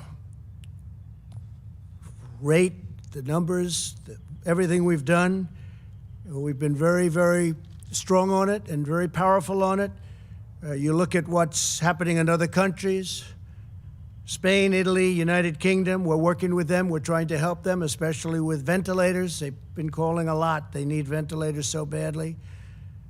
15% of counties within the United States have 0 cases, and many counties within the United States have a very small number of cases. Large sections of our country are really looking at other sections and saying, wow, that looks bad, but they don't have the problem. I salute the American people for following our guidelines on social distancing. Even you people, it's so different looking out there when I look at you. Their devotion, your devotion, is saving lives. Today, I'm instructing my administration to halt funding of the World Health Organization while a review is conducted to assess the World Health Organization's role in severely mismanaging and covering up the spread of the middle of a pandemic virus. Everybody knows what's going on there. American taxpayers provide between $400 million and $500 million per year to the WHO. In contrast, China contributes roughly $40 million a year, and even less. As the organization's leading sponsor, the United States has a duty to insist on full accountability. One of the most dangerous and costly decisions. So if the question is, how is Trump keeping Americans safe from the virus, this is not helping. Travel restrictions from China and other nations. They were very much opposed to what we did Fortunately, I was not convinced and suspended travel from China, saving untold numbers of lives. Thousands and thousands of people would have died. Had other nations likewise suspended travel from China, countless more lives would have been saved. Instead, look at the rest of the world, look at parts of Europe, Sick. other nations and regions who followed WHO guidelines and kept their borders open to China, accelerated the pandemic all around the world. Many countries said, we're going to listen to the WHO, and they have problems the likes of which they cannot believe. Nobody can believe. The decision of other major countries to keep travel open was one of the great tragedies and missed opportunities from the early days. The WHO's attack on travel restrictions put political correctness above life-saving dear measures. God. Travel In the bans middle of a pandemic, he's talking about political correctness. that quarantines work. Pandemics depend on human-to-human transmission. Border control is fundamental to virus control. Since its establishment in 1948, the American people have generously supported the World Health Organization to provide better health outcomes for the world, and most importantly, to help prevent global health crises. With the outbreak of the COVID-19 pandemic, we have deep concerns whether America's generosity has been put to the best use possible. The reality is that the WHO failed to adequately obtain, vet, and share information This in a is timely genuinely and sick. transparent fashion. The world depends on the WHO to work with countries to ensure that accurate information about international health threats is shared in a timely manner. And if it's not, to independently tell the world the truth about what is happening. The WHO failed in this basic duty and must be held accountable. It's time, after all of these decades. The WHO failed to investigate credible reports from sources in Wuhan that conflicted directly with the Chinese government's official accounts. Wow. There was credible information to suspect human-to-human transmission in December 2019, which should have spurred the WHO to investigate immediately. Oh, so he's admitting that it dates back to December. All right, well, that's something. It parroted and publicly endorsed the idea that there was not human-to-human transmission happening, despite reports and clear evidence to the contrary. The delays the WHO experienced in declaring a public health emergency cost valuable time, tremendous amounts of time. More time was lost in the delay it took to get a team of international experts in to... Right, so that delay cost time and lives. His delay wouldn't have made any difference, though. That's what we're supposed to believe here. WHO to obtain virus samples, to this date, has deprived the scientific community of essential data. New data that emerges across the world on a daily basis points to the unreliability of the initial reports, and the world received all sorts of false information about transmission and mortality. The silence of the WHO on the disappearance of scientific researchers and doctors, and on new restrictions on the sharing of research into the origins of COVID-19 in the country of origin, is deeply concerning, especially when we put up by far the largest amount of money. Not even close. Had the WHO done its job to get medical experts into China to objectively assess the situation on the ground and to call out China's lack of transparency, the outbreak could have been contained at its source with very little death, and certainly very little death by comparison. This is sick. This would have saved thousands of lives and avoided worldwide economic damage. Instead, the WHO willingly took China's assurances to face value, and they took it just at face value, and defended the actions of the Chinese government, even praising China for its so-called transparency. I don't think so. The WHO pushed China's misinformation about the virus, saying it was not communicable and there was no need for travel bans. They told us when we put on our travel ban, a very strong travel ban, there was no need to do it, don't do it. They actually fought us. The WHO's reliance on China's disclosures likely caused a 20-fold increase in cases worldwide, and it may be much more than that. The WHO has not addressed a single one of these concerns, nor provided a serious explanation that acknowledges its own mistakes, of which there were many.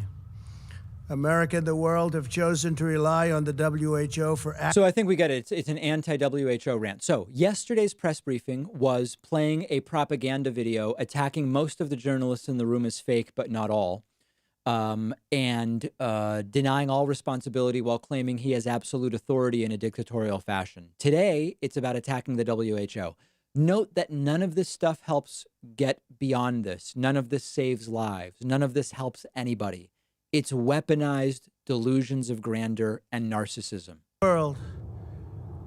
Tremendous death and economic devastation because those tasked with protecting us by being truthful and transparent failed to do so. It would have been so easy to be truthful.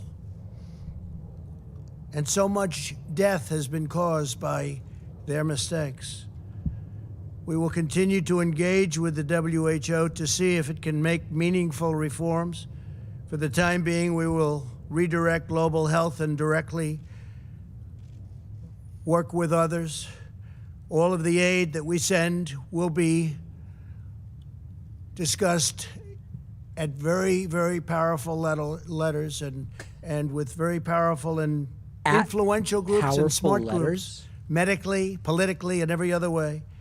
It will be discussed. And we'll be discussing it with other countries and global health partners. What we do with all of that money that goes to WHO. And maybe WHO will reform, and maybe they won't.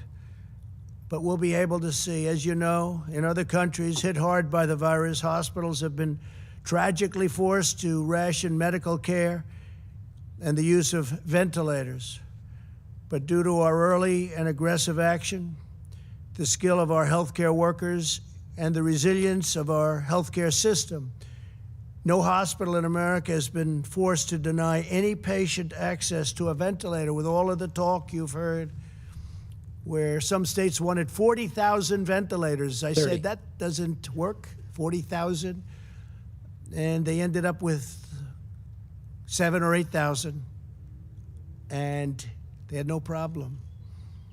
40,000 ventilators for one state. It was ridiculous. The scariest day of my life was about a month ago, when after a long day of meetings, my team told me that we were going to be needing 130,000 ventilators, that we were short hundreds of thousands of ventilators. He's confused by the notes. He seems cognitively slowed today. I had governors requesting unreasonable sums that the federal government just didn't have. And you look at the states didn't have, the states were not prepared. I knew that every person who needed a ventilator and didn't get one would die. And that's what we were told. They would die. I saw in other countries doctors having to make decisions on who got a ventilator and who didn't. He already said that. And I knew that this would be a defining challenge of the crisis. Those that didn't get ventilators were said to be in a position only of one alternative, and that was death. Guys, he's repeating the same thing. He's read the Would same we be able to section prevent twice. Americans from dying because we couldn't get them ventilators? And the ventilators that they needed, and they needed immediately. I instructed my team to move heaven and earth to make sure that this didn't happen. We started to smartly ration and distribute the ventilators that we had and that others had. And I got daily updates on the supply we had from requests coming in and people wanting to have updates. We had a great group of people working on it. I instructed my team to use the Defense Production Act And the Defense Production Act was used very powerfully, more powerfully than anybody So is would it defense protection or defense production? that for the most part, we didn't have to officially take it out. It was a hammer. It was a very powerful hammer in order to manufacture as many ventilators as possible. Last year, America manufactured from a dead start 30,000 ventilators. And this year, the number will be over 150,000 ventilators. It could be as high as 200,000, far more than we'll ever need. So we'll be able to stockpile. We'll be able to talk to states about stockpiling. These are high-quality ventilators. We had a choice. We could do inexpensive, less productive ventilators or high-quality. We've done a high-quality ventilator. So we should have anywhere from 150 to 200,000 ventilators. In addition to that, we have 10,000 ventilators right now in the federal stockpile, ready to move. Should we need them? We might not. Should we need So them? last week he said it was 8,000. Did they get 2,000 more, or what happened? We just don't know. Is it a lie? Is it the truth? It's chaos. We don't know. Or any other state that may need them if we have a surge. I'd like to ask Adam Bowler to come up and just say a few words. He's done a fantastic job, a young man who worked 24 hours a day on handling this situation, and I'd just like to have Adam, wherever he may be, come up and say a few words. Adam, please. Thank you very much. I am seeing the Patreon pledges for people asking. The thing will keep ticking up. Thank you. Thank you, Mr. President. At your direction, this country has worked hard over the past few weeks to ramp up ventilator production through all means possible. Thousands of ventilators are coming in now, monthly, with over 100,000 by the end of June. At the same time, there are over 60,000 ventilators in our hospitals right now that are not in use. Knowing this, and at your direction, we reached out to the American Hospital Association to design a system that allows hospitals to lend ventilators to other hospitals right when they need it. Within the past week alone, 20 top health systems have signed up for this dynamic ventilator reserve, representing over 4,000 ventilators. Not only do we have top academic systems like Cleveland Clinic and Mayo Clinic, but we also have top health systems from New York City, New Orleans, Washington State, and California. Over a week ago, these places would have needed help, but now they are here to help. There's been no American that has needed a ventilator that has not received one. This dynamic virtual reserve, combined with our strategic stockpile, will ensure that this is always the case. I'd like to thank the President for his leadership and directive to focus on public-private partnerships like this one. I'd also like to thank Sam Hazen from HCA, Lloyd Dean from Common Spirit, Big money for being leading made, this guys. effort with Big the money. AHA and the Federation of American Hospitals. These have been difficult times. A few weeks ago, the Vice President came into my office, and he reminded us of the power of the resilience of the American people and of private companies. We needed it that day, Mr. Vice President. Yeah. This partnership is another example of Americans helping Americans. Meaningless brown nosing. Thank you. Thank you very much. Fantastic. Thank you, sir. Wow. I'd shake his hand, but I'm not allowed to. Times have changed. That was haven't they? awkward. Thank you very much. You did a fantastic job. We're very proud of you. You and your whole team. Thank you. Trump sounds windy. Today we are taking further action to maximize our oversupply in available ventilators. This afternoon I met with the leaders, the top people of many of America's big, powerful, beautiful, and very, very important hospitals and hospital associations who join us today. We had a great meeting, learned a lot, and they've been going through a lot. They've been doing a fantastic job, as everybody here will attest. I'm pleased to announce that my administration is partnering with the hospitals across the country to create an innovative new system called the Dynamic Ventilator Reserve, so that They we're have going to to name have everything. tremendous numbers of ventilators that we're able to help our states with at a later date. If there's ever a problem like this, which we hope to God will never happen again. It was 1917, 1918, That's a long time ago. We hope it never happens again. And I'd like to ask Rick Pollock, CEO of American Hospital Association, Sam Hazen, CEO of HCA Healthcare, that's the largest in the United States. I'd love to bring up people profiting heavily from the virus. Folks, come on up and tell me how great I'm doing. And if I could, my hall, are you here from Cleveland Clinic? Somebody? Good. Thank you. Come on up, folks. Please. Thank you. Say a few words. Was that a handshake? Thank you very right there? much, Mr. President. We appreciate the opportunity to work with you and your team to make on a ton the of money Dynamic off this Ventilator Reserve Program.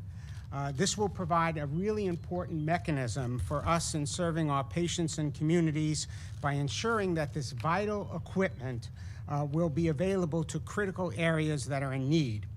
You know, as this battle against this disease has affected the country a little bit unevenly, the rates of infection, hospitalization, and ICU use varies from one region to another. In some places with lower infection rates, some ventilators may not be in use, while other areas are potentially stretched beyond their capacity. The database of available ventilators that we are creating will allow us to flex so that we can make sure that available equipment can be shared with those in need. We appreciate the leadership of the health systems that are here today that has stepped forward. And Adam mentioned a few. I don't know if he caught Dr. Fritz Francois from NYU Langone and David Dill, the CEO of LifePoint as well. We appreciate the work of the administration in helping us find innovative solutions to ensure the best care for our patients. We'll continue to work with hospitals and health systems across the country This a Boston to guy? add to this reserve further. Your team has provided us with important leadership, and we look forward to working with you in making this a success. Thank you, Mr. President. Thank you very much. Thank you, Mr. President, Mr. Vice President, Adam, the team. I stand here before you in front of our 285,000 colleagues who provide care to patients every day across the country. One of the guiding principles we had when we went into this COVID-19 battle was to find partnerships with other components of the industry, partnerships with other health systems, but partnerships with governments, both local and federal. And we're proud to be a part of this private-public sector partnership, and I think it's going to do great good for the community. So thank you very much. Great job. Thank you.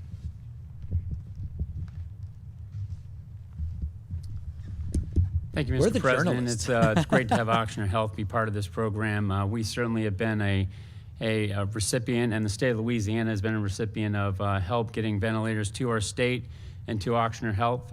We're currently taking care of about 60% of the COVID patients in New Orleans, and we did see a spike over the past few weeks, but we're starting to get on the other side of that and heading in the right direction. I also want to thank you personally for helping Auctioner Health. A couple weeks ago, we were running short on surgical gowns, and you and your team were able to direct some to New Orleans, which was helpful to us and other hospitals around the New Orleans area. So we're excited to be part of this dynamic ventilator reserve, and we are proud to be part of that and help other communities around the country. Thank you. Dynamic Ventilator Reserve sounds like consultant Thank you, Mr. cash President, grab. for the invitation here. On behalf of the Cleveland Clinic, I would just like to offer a slightly different story about the COVID pandemic. In our home state of Ohio, with an early institution of social distancing, our ability to scale up the testing and ramping out the capacity, we have actually seen a stable number of patients over the last 8 to 10 days. Only 160 patients have been hospitalized with COVID infection in Cleveland Clinic Health System. We are also very grateful for the support from our state government as well from our federal government. This is a battle where we're all in together. We coordinate our efforts, share our resources, and work together as one. I'm firmly convinced that we can do a lot of good when we work together. Thank you very much for having us. Thank you, sir. Thank you all. Beautiful. That was a terrific meeting, and thank you all for being here. Thank you very much. The United States has far more ICU beds per capita than any other nation. We have 34.7 ICU beds per 100,000 people, Is that true? which is the best there is. compared with roughly 12.5 beds per 100,000 in Italy, 11.6 beds in France, 9.7 beds in I think Spain. Germany's Think similar. of that, 34.7 we have. And 6.6 in the UK. There are more than 60,000 ventilators at hospitals and other healthcare facilities that are not in use at this moment. They didn't need them. We got a lot of them out, and they didn't need them. And that's a good thing that they didn't need them.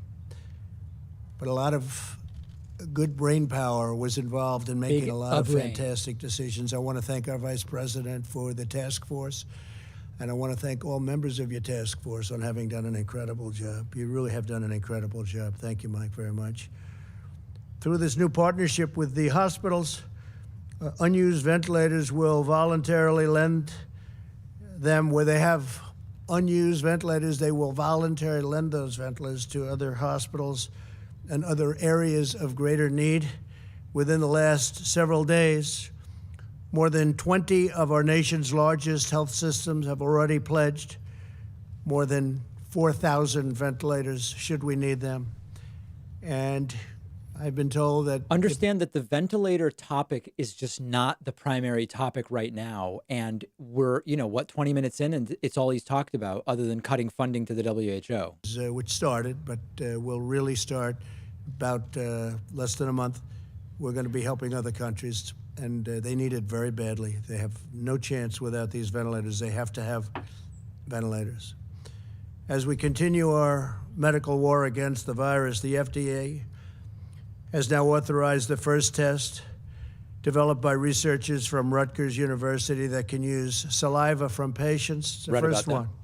These tests can be self-administered by patients in healthcare settings, which will reduce exposure for medical workers and save personal protective equipment. Rutgers will begin processing 10,000 tests daily. So by using saliva, that's the first. They'll be able to do things in terms of speed and ease that we haven't been able to do before. So a lot of great innovation is taking place during this period of time, and that's innovation. I call it innovation under pressure. There's a big difference. Innovation under pressure, right? Right. Cleveland Clinic knows all about that. As we prepare for the next phase of this great struggle, we must also do everything in our power to restore prosperity for the American worker. There's tremendous interest and excitement surrounding the administration's efforts to get the economy roaring once again, and I think it's going to roar once it gets open. I think it's going to go up tremendously. You see what's happening with the stock market already, because a lot of Very the very labored smart breathing. financial people, the great minds, they're looking at the stock and they're saying, well, because what they're really seeing is how we're doing. If we weren't doing well, the market wouldn't be at a level that it is today. He doesn't understand the market. They have a lot of confidence that we're doing the right thing and that our country's going to be open soon and our country's going to be booming. They who? We've had requests to participate from the best in the world as we share their enthusiasm to get our country going. So I thank them for wanting to contribute, and we look forward to speaking with many industry leaders, seeking their input on how we can return to what was until very recently the greatest economy anywhere in the world. In and history. I can say the greatest economy in the history of the There it world. is. There's never been an economy like we had just a little bit more than a month ago. We set every record you could set. More people working than we've ever had working before, almost 160 million. Just a best quick reminder, unemployed- also more people not working because the population keeps getting bigger. You have more people working and more people not working at most points. Everybody was doing well. Stock market at a record. 142 days it hit a record. And I think we're going to top those records, okay? And I think we're going to top them soon once we get rid of the invisible enemy, which will happen. The plans to reopen the country are close to being finalized, and we will soon be sharing details and new guidelines with everybody. I will be speaking to all 50 governors very shortly, and I will then be authorizing each individual governor Authorizing. of each individual state to implement a reopening and a very powerful reopening plan. Governors are going to do what they want. at a time and in a manner as most appropriate. The day will be very close because certain states, as you know, are in much different condition and in a much different place than other states. It's going to be very, very close, maybe even before the date of May 1st. So that will be for some states. Actually, there are over 20 that are in extremely good shape. Uh-oh. This is And gonna we be a think shit we're going to show, be guys. able to get them open fairly quickly, and then others will follow. The federal government will be watching them very closely, and we'll be there to help. We'll be there to help in many different ways, as we've been, where we built hospital beds at a number that nobody's ever seen before, where we did the ventilators that we just discussed at a level that nobody's ever seen before. Nobody can even believe. Other foreign countries, even powerful countries, can't believe what we were able to do with ventilators. Big, powerful countries, big producing countries can't believe what we were able to do. We will hold the governors accountable. Uh-oh. But again, we're going to be working with them to make sure it works really well. Now, we have a list of people that I'll be speaking to over the next very short period of time, in many cases tomorrow. We're going to have elected officials, and we'll be submitting that list to you within the next 24 hours. But we have a list of different industries Oh, boy. that I'll be discussing by meeting by telephone because we don't want people traveling right now. The American Farm Bureau Federation, Zippy Duval, Cisco Systems, Tyson Foods, Purdue Farms, Cargill, Archer Daniels, A Midland lot Company, of money to be made here, folks. Corteva, Tractor Supply Company, Right. Seaboard Corporation, Grimway Farms, Mount Air Farms, and others in the agricultural business. In banking, it's Bank of America. Brian Moynihan's been great. J.P. Morgan Chase, Jamie Dimon, Guys, Goldman Sachs, it's Citigroup, beyond satire. It's beyond Wells parody. Fargo, U.S. Bancorp, Morgan Stanley, James Gorman, Grand Rapids State Bank, Southern Bancorp, all great institutions with lots to say and lots of good ideas. And Wow. if you look at how Paycheck has been working out, the numbers are incredible, and I hope Congress is going to be able to supplement the amount of money going to our workers. I hope they're able to get that done very quickly because it's been an incredible success. And many are already spending that money, and the money's been distributed at numbers that nobody believed possible for this short period of time. It was only a week ago. But a lot of money has been distributed already. It's going to keep our small businesses open. The Construction Labor Workforce International Union of Operating Engineers, Jim Callahan, North America Building Trades Union, Sean McGarvey. These are a lot of friends of mine. This Labor is in. Oh, we Union know of North they're your America, friends. Yeah, that Terry makes sense. This is of no value. Just submit the list later. It's just nobody knows most of these people's names. It's clear it's just his friends. Association, David Long, Bechtel, Floor, National Association of Home Builders, Association of Builders and Contractors, Associated General Contractors, Richard Trumpka, AFL-CIO, G.H. Palmer. So these are some of the unions, pretty much almost all of the ones that will be on the line. Right. In defense, we have Lockheed Martin, Honeywell, Northrop Grumman. Of course. These are all the top of each company. What about CEOs, chairmen, presidents. Raytheon, General Dynamics. Energy. We had a Okay, you tremendous guys know that was success good, recently right? with energy That was over the good. weekend. It finished Oh, with tremendous credit going to Russia and Saudi Arabia. And it could North be as Korea. much as 20 million barrels a day, a cut, so that we can get rid of some of the tremendous yeah, please excess clip that and email it to me. oil that's been produced because of the fact that the virus just knocked out almost 50% of the business. It's been an amazing achievement. Some people say one of the biggest oil deals ever made, maybe the biggest oil deal ever made. They're saying, I didn't know that but we were involved in getting that done, and it was very important. We're going to save hundreds of thousands of jobs for Meaningless drivel. our energy industry, Texas and North Dakota, Oklahoma, all of our different energy states. It's great. So we're very happy about it. I want to thank everybody. We had it's called OPEC Plus. That's OPEC Plus. Very meaning good super chat, James. some Yes, nations very outside of important. OPEC.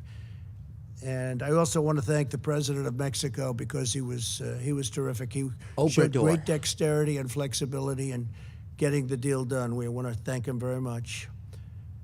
On the energy front, we had ExxonMobil, Continental Resources, Chevron, Southern Company, Alabama of oil. Power, ConocoPhillips, Occidental Petroleum, Kinder Morgan, Hess Corporation, Perot Group, and a few others, big ones, great ones. Yep. Financial services, we have Blackstone, Stephen Schwarzman, Paulson and Company, John Paulson, Hedge Citadel, funds, oh my Ken God. Griffin, Elliott Management, Paul Singer, Vista Equity Partners, Robert Smith, Fidelity Investments, Abigail Johnson, MasterCard, Visa, Chubb, Chubb. That's the Sequoia. best, isn't it? Chubb. Stevens, Warren Stevens, great. Charles Schwab, Chuck Schwab, will be here by phone. Food and Beverage National Restaurant Association, McDonald's, Darden Restaurants, Coca-Cola, Pepsi-Cola, Chick-fil-A, Subway, Bloomin' Brands, Yum Brands, Papa John's, Wendy's, Waffle House, Starbucks, Wolfgang Pup, This is insane. Thomas Keller, Jean George, my friend John George. Someone do me a favor after this is done, without my voice over it. Take every company Trump has named, and it's got to be about 100, edit it together at like 2 or 2.5x speed, whatever's funniest, and please send it to me. We will thank you and put it on our Twitter. I think it would be funny. Worldwide, Crowley, Maritime, credible, big, powerful Still going. shippers and transportation companies. In telecommunications, we have Oh no. the legendary John Malone of Liberty Media, Verizon, T-Mobile, Charter Communications, How is this and real? Brian Roberts of Comcast. Thank you all very much. I thought yesterday was the Healthcare. craziest one. New York Presbyterian, Jerry Spire, friend of mine, HCA Healthcare, Sam Hazen, thank you, Sam. Just met with Sam.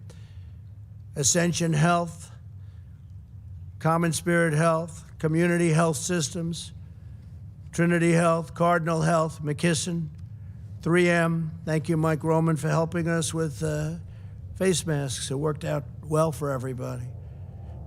Procter & Gamble, Abbott Laboratories, Johnson What & about Johnson, Trump hotels and all that? Merck, Pfizer, Eli Lilly, Thermo Fisher Scientific. They've been helping us incredibly with testing. Gilead Sciences, Abivax, Regeneron, Biogen, Roche, and Roche has been fantastic on testing. The job they've done, I have to call them out. They have really It's called They have shout them stepped out, up not like call them out. very He always few. gets that confused. Anthem, United Health Group, Aetna, Cigna, and Humana, all the big ones. The tech companies, we have the right ones. Apple, we have Tim Cook. Google, Tim Apple. Sundar, thank you, Sundar. Oracle, Larry Ellison, and Safra Katz. Salesforce, Mark Benioff. We've already forgotten. What will these companies be doing? Just profiting from the virus? Helping him to reopen? What are they doing? Satya, great job he's done. Thank you, Satya.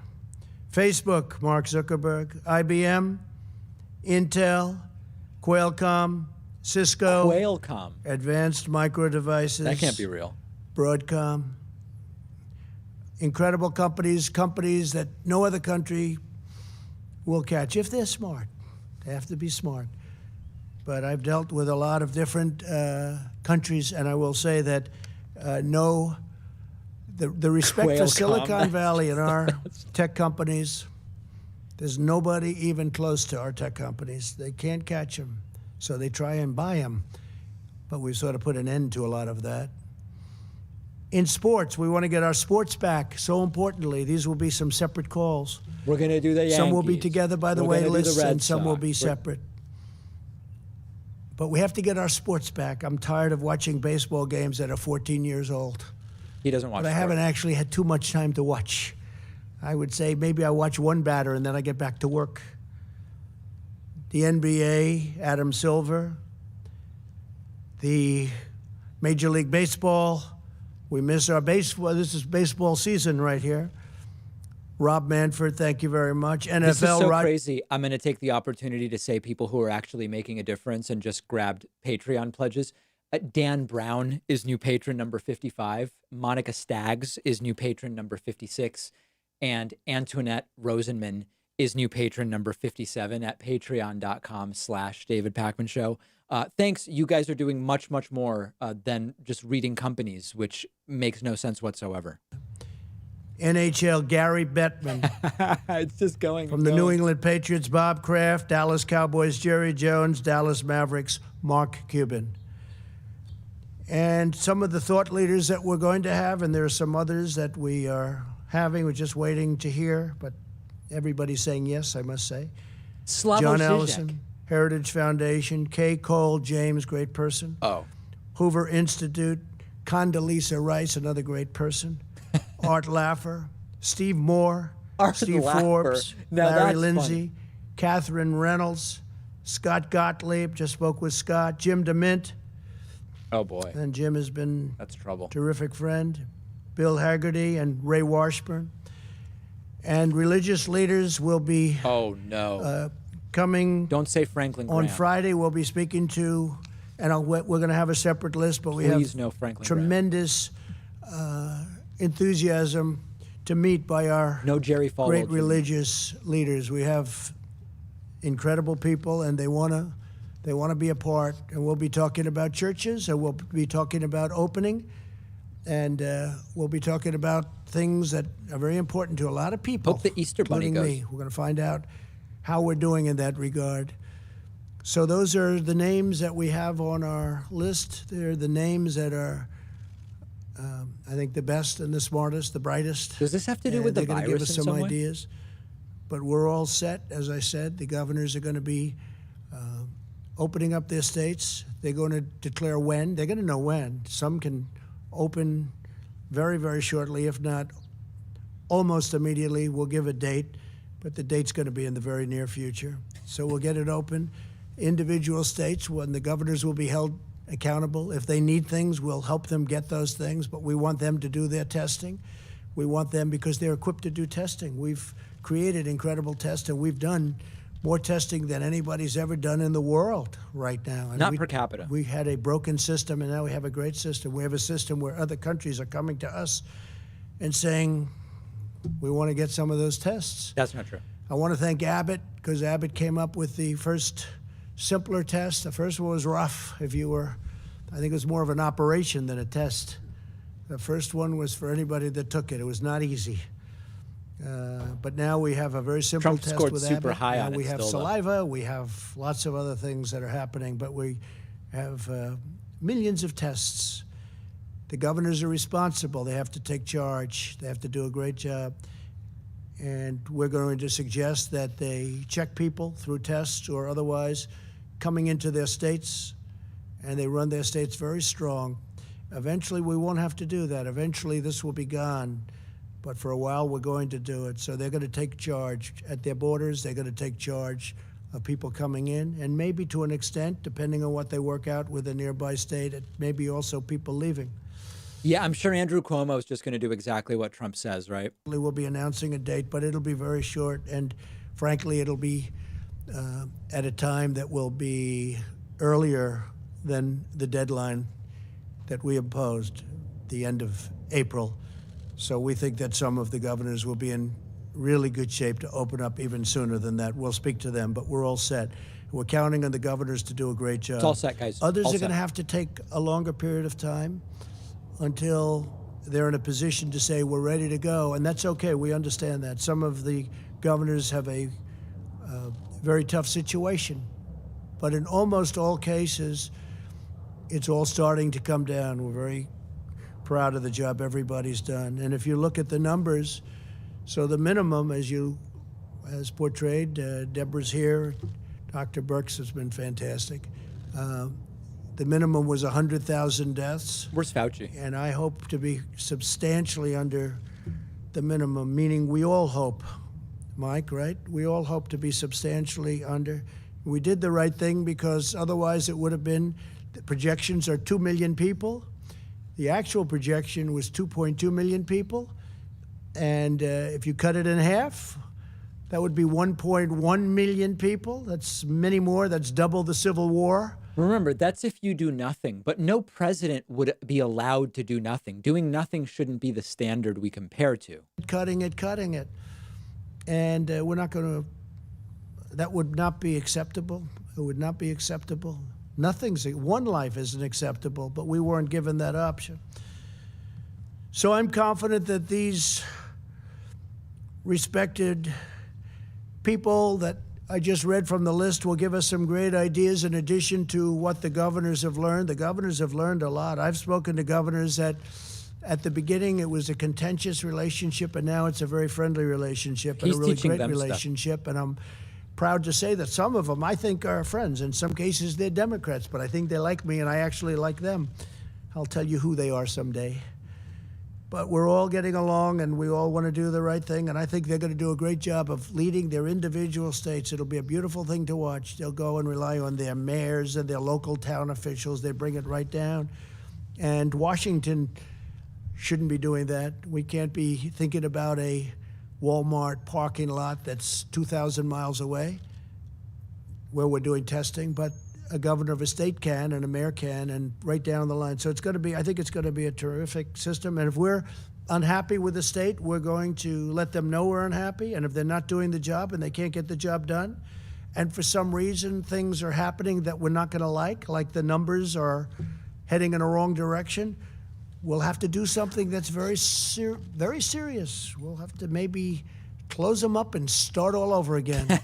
But I don't think we're going to have to do that. I think the governors are going to come out at a time. And of course, the Constitution does not enumerate any of this as a power of the president, and the governors will be making their decisions. Some can come out very, very shortly, and we look forward to watching that process. I think it's going to be a very beautiful process.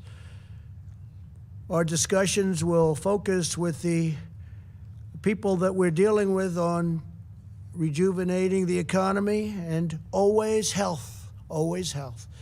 Health and life living is number one, but the rejuvenated economy, and I think it's going to go quickly. We'll be utilizing our robust testing capacity for the governors. We'll be giving them what they need if they don't have it themselves. We hope by now they'll be able to have it themselves. We were hoping they would have had it themselves early on, but they weren't. But such great advances have been made.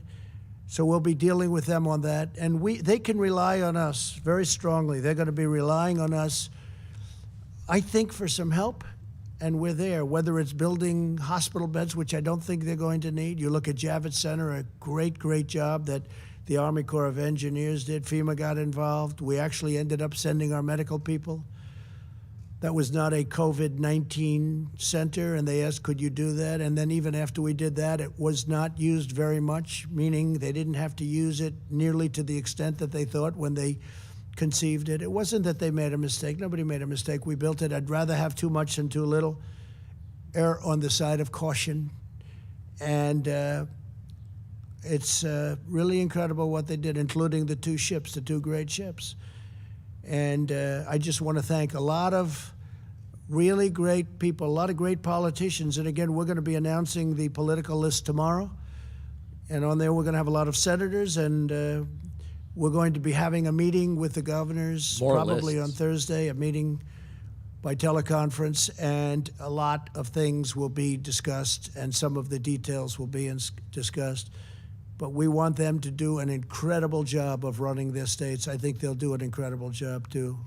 After having gotten to know so many of them, I think each one of them will do an incredible job. And again, the federal government is there. We have ventilators if they need them. We have beds if they need them. We have hospitals if they need them. We have a testing capacity that's now second to none, where, again, other countries are calling us. Countries that you thought were doing well are calling us for help on testing. So we're there to help. North Korea. And with that, if you have a few questions, we'll take them. And if not, that would be okay, too. Yeah, go ahead, please, Jeff. Mr. President, two questions. First, on your announcement about the WHO. Cool start. I understand your grievances with them, but can you address why it is the correct time to do this now in the middle of a Well, we're going to be pandemic? dealing with countries, and we're going to be dealing with leaders of different parts of the world. We spend $500 million a year. We have for many years, far more than anybody else, including China. And I mean, look, I read off a long list of problems that we have, and we've had problems with them for years. It doesn't matter. We're looking at a term of 60 to 90 days. We're doing a very thorough investigation right now as we speak. But this should have been done by previous administrations a long time ago. And when you look at the mistakes that were made, all of the mistakes that were made, it's just something we have to look at. And it is very China-centric. I told that to President Xi. I said the World Health Organization is very China-centric, meaning whatever it is, China was always right. You can't do that. Can't do that. Not right. And we spend, and again, it's not a question of money, but when we're spending $500 million and China's spending 38 million, 34 million, 40 million, 42 million in a case, it's, again, not money, but it's not right. So we'll see. This is an evaluation period, but in the meantime, we're putting a hold on all funds going to World Health. We will be able to take that money and channel it to the areas that most need it. And that's another way of doing it, but we have not been treated properly. Mr. President, Yeah, Mr. please. President, you mentioned that you're going to be speaking with all the governors Yes. tomorrow, make recommendations On probably Thursday. on Thursday. What if they don't listen to you or take your advice or obey you? Will you consider taking away their federal funding? I don't want to say that. They'll listen. They'll be fine. I think we're going to have a good relationship. They need the federal government, not only for funding, and I'm not saying take it away, but they need it for advice. They'll need maybe equipment that we have. We have a tremendous stockpile that we're in the process of completing. We're in a very good position. Again, the cupboard was bare when I got here. Empty Nobody shelves. ever thought a thing, in all fairness, to Had no previous weapons. administrations, nobody ever thought anything like this was going to happen. But it did happen. No, the governors will be very, very respectful of the presidency. Again, this isn't me, this is the presidency. The presidency has such a great importance Well, no other president would act in this terms way. of what we're doing. And you can talk about Constitution, you can talk about federalism, you can talk about whatever you want, but Remember, federalism means that any power not enumerated in the Constitution for the federal government in terms of power over the states rests with the states. Trump has no power in this sense over the states. You talked about having testing and tracing equipment and the facility for that in place to open up the government. Dr. Fauci said this morning that critical testing and tracing ability does not currently exist. well, I don't know. Look, I don't know. Will Hey, it, John, I don't know what he said. My question is, my question is, will it exist by May 1st? The individual governors have testing. The individual governors, we have many forms of testing, and new testing is being developed. Our country has to get open. Our testing capacity right now is about 125K a day. By conservative estimates, we need 1 million a day to start reopening. One estimate says we need 22 million tests a day to really open safely. Governors will use whatever testing is necessary, and if they're not satisfied with their testing, they shouldn't open. But they'll use whatever testing is necessary. Go ahead, please. Thank you, Mr. President. Back to the WHO. Will you support the organization again if Tedros is immediately replaced, or do you want to see him step down as possible reform? Well, we're doing an investigation. I don't know the gentleman, but I know there have been problems, and it's been very unfair to the United States, just like the World Trade Organization has been very, very unfair, and now they're coming into line. When they consider China This rant a again. developing nation, and because China's a developing nation, they take massive advantage of the United States. Why didn't other presidents stop this? I've been He's talking about the it from the day I got WTO in, now. and we're looking at that very, very strongly. World Trade, So I have a problem with World Health and World Trade, both of them. I'm not sure which is worse, you want to know the truth, but we'll figure it out, okay? Go ahead, please. Thank you, Mr. President. You were just criticizing the WHO for praising China as transparent, but you were saying many of the same things about China just a couple of months ago. So, I mean, how do you square your decision to? Well, I did a trade deal with China, where China's supposed to be spending $250 billion in our country. Not the We're going to be watching very much to see. Now, we got a little bit waylaid by the virus. But look, I'd love to have a good relationship with China. But if you look, and we made a phenomenal deal. China has paid, because of me, China has paid us tens of billions of dollars over the course of a very short period of time. Billions of it. Some of that money has been spent to farmers where they were targeted by China. We cannot let that happen. We can't let that happen. So we ended up signing a very good trade deal. Now I want to see if China lives up to it. I know President Xi. I think he will live up to it. If he doesn't live up to it, that will be okay too, because we have very, very good alternatients. Go ahead. Yeah, thank you. Today, 600,000 cases, 25,000 deaths. I know you want to blame the WHO, but I've spoken to hundreds of people across the country in the last few weeks who say they still can't get tested, and that they aren't social distancing because So they the governors, Excuse me. I know your question. You ready? Record deaths. The governors are supposed to do testing. It's up to the governors. Go ahead, please. Go ahead, please. Quiet. If we could just get back to May 1. Mr. President, how many...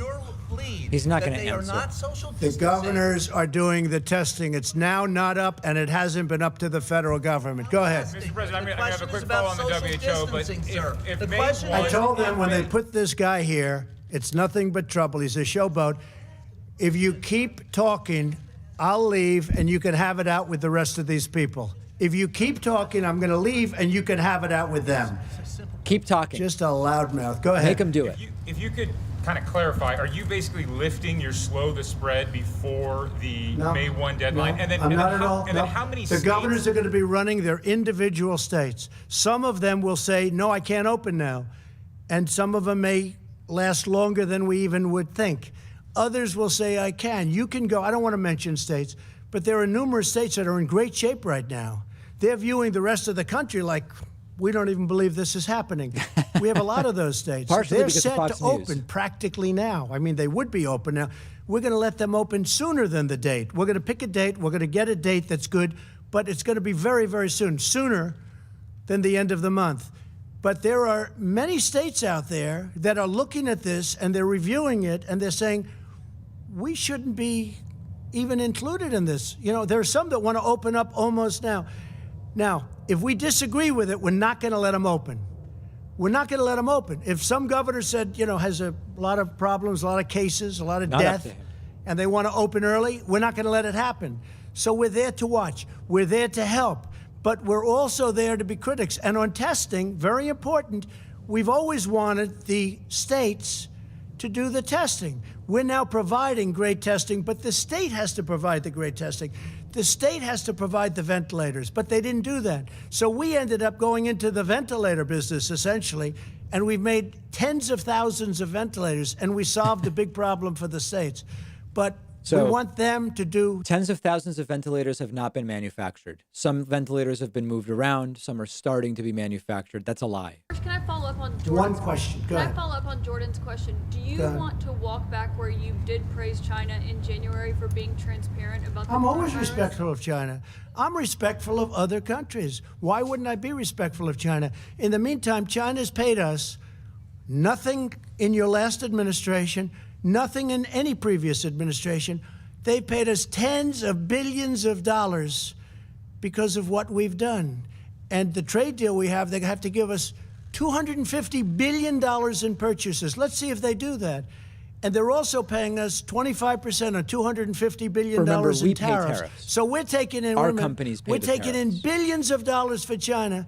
From China, they never paid us 10 cents. That's a great thing. Now, if they don't produce or if we find out bad things, we're not going to be happy. But right now, and we're doing that. That's what we're doing. Look, we have an investigation underway. We're paying almost $500 million. We have an investigation underway on the World Health Organization. Not the question. We will find out exactly what went on.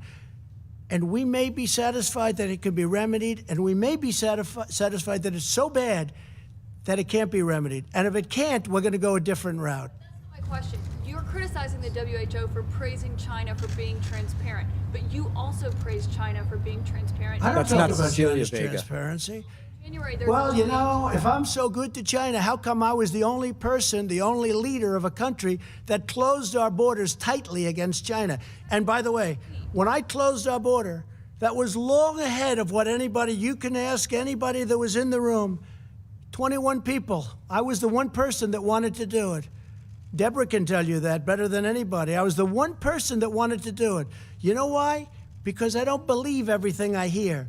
And I closed. And if we didn't close our border early, very early, long before the kind of dates you're talking about, we would have had thousands and probably hundreds of thousands more deaths. Please. I'm talking about how Please, you that's enough. He's not going to answer. Yeah. Last week you said that you would have data in the coming days about the coronavirus's disproportionate impact on Black Americans. Yes, that's being worked on very strongly. Oh no, OAN lunatic is here. I would say How is within she 2 always weeks, there? and She's it's been being blocked. worked on, Deborah. We're working on that very strongly. Okay, CDC is working, but we're getting reports on that. Yeah, please, go ahead. No, in the back, yeah. Sorry, Mr. President. You're talking about reopening parts of the country by the end of the month, and if you do that, and as a result, you see a spike in cases in those areas. We may not, but we may not. You know, some countries haven't, some He hasn't countries asked the haven't. question yet. I'm watching other countries. I'm studying other countries as He they didn't open. get to the I mean, question I don't yet. want to go into names because for some it would be a little bit embarrassing. But I'm studying other countries as we go along. So on that, we have looked at every country that's opened, some successfully, some okay. No total disaster, but some okay. And some have to go back to the hot spot and fix the hot spot. We think we're going to do it very successfully. Again, we have one country, but we have lots of different pieces. It's a puzzle. We have beautiful pieces, beautiful states with capable governors. They know when it's time to open, and we don't want to put pressure on anybody. I'm not going to put any pressure on any governor to open. I'm not going to say to Governor Cuomo, you got to open within 7 days. I want him to take his time, do it right, and then open New York. I'm not putting any pressure on the governors. Some of them don't need pressure or not pressure. I mean, they're ready to go. And that's a good thing. So we'll open it up in beautiful little pieces as it comes along. Perfect Please go ahead, pieces. behind you. Yes, just a quick question. You spoke about Governor Cuomo. Just wondering if you have any thoughts on some of his remarks from earlier today, where he basically said that were New York to be pressured to be open, it would cause a constitutional crisis. And he basically said that you declared yourself King Trump. So I'm wondering if you heard those thoughts. I've declared myself as king. You know, I heard he said that, but I didn't see the remarks. But he understands how we helped him. He needed help. We gave him 2,900 hospital This is funny. beds. Trump's acting like because he helped states, they have to do what he says. No, the federal government is supposed to be there to help states in emergencies. The federal government has no constitutional authority to tell states what to do in the opening versus closing sense. It's just unrelated things. But if you do, we're going to have them built. It's all quid pro quo with Trump. Fantastic job. And the U.S. Navy did a fantastic job, and we moved a ship that was not meant for COVID, and we had it redesigned for COVID, but they still didn't have very many people going in. Now, we'll get along just fine. He understands. We'll get along just fine. Please. Mr. President. Mr. President, A lot of sirens. How do you assure workers in states that may reopen that are fearful about going back to work for fear of getting sick? Talk up, please. Louder. What's your assurance to workers who are asked to go back to work but are fearful of doing so? Well, that's going to be up to the governors. The governors are going to want to make sure everything's safe. Now, I think that companies can do testing on a maybe weekly basis. You don't have to do it every day with the same worker. Well, they need But they tests. can do testing. They can do temperature gauges. They can do a lot of different things. And, you know, we're only talking about for a period of time. You know, eventually we want to get back to... So, guys, if Trump's suggesting weekly testing, I love it. You need 44 million tests a day to do that. You need 44 million tests a day. We don't have 44 million tests a day. It's a great idea, test weekly. But in order to test every 7 days, you need 44 million tests. We have 300 reporters in the back that want to sit. Look at this, the way this looks. I don't even like the way it looks, although I have a lot fewer reporters. That's okay with me. But look at the way this looks. I've never seen anything, John. I've never seen anything quite like it. But there are a lot of people. We don't want this. I don't want this. I don't want this. Eventually, we're going back where restaurants that had 150 seats are going to have 150 seats, not 50 seats, because they can't make it at 50 seats. But more importantly, the atmosphere is even better. We have to get used to it.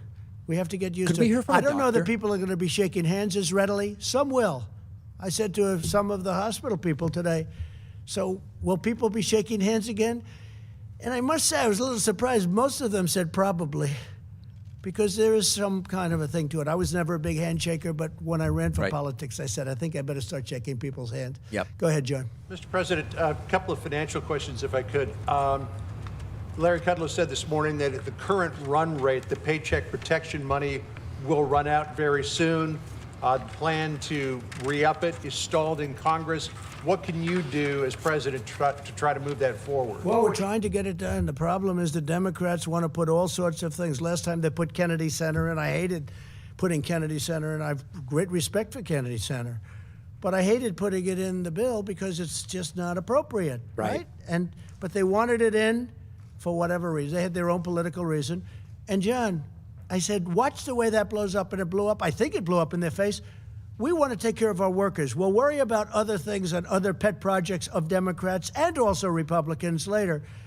But it's been a tremendously successful program. I think you see it. The banks have stepped up hundreds of thousands of loan applications. Making huge approved. money. Money is going out. It's been a tremendous program. Really, it's been. And obviously, it was at a point where we're almost, the money will be expired, and we could use a refill for the workers. We want to be able to make sure that small businesses stay open, John. Look at all the money and I we're think that'll finding, happen. guys. Yeah, go ahead. Who knew? President, today California's governor set out a list of 6 criteria for reopening the economy there. Did he consult with you on that? And also, you said earlier that there were as many as 20 states that could reopen their economies as early as May 1st. Could you list some of No, those? I didn't say all of them by May 1st, but there are 20 states. Actually, I was given a number. 29 states are in very, very good shape. I don't want to say whether or not the governor spoke with me about that, but we've had a very good relationship, Gavin Newsom, and very, very good relationship. Great in guy. the back. Go ahead, Mr. please. President, thank you very much. I have 2 questions. One is from a One person question.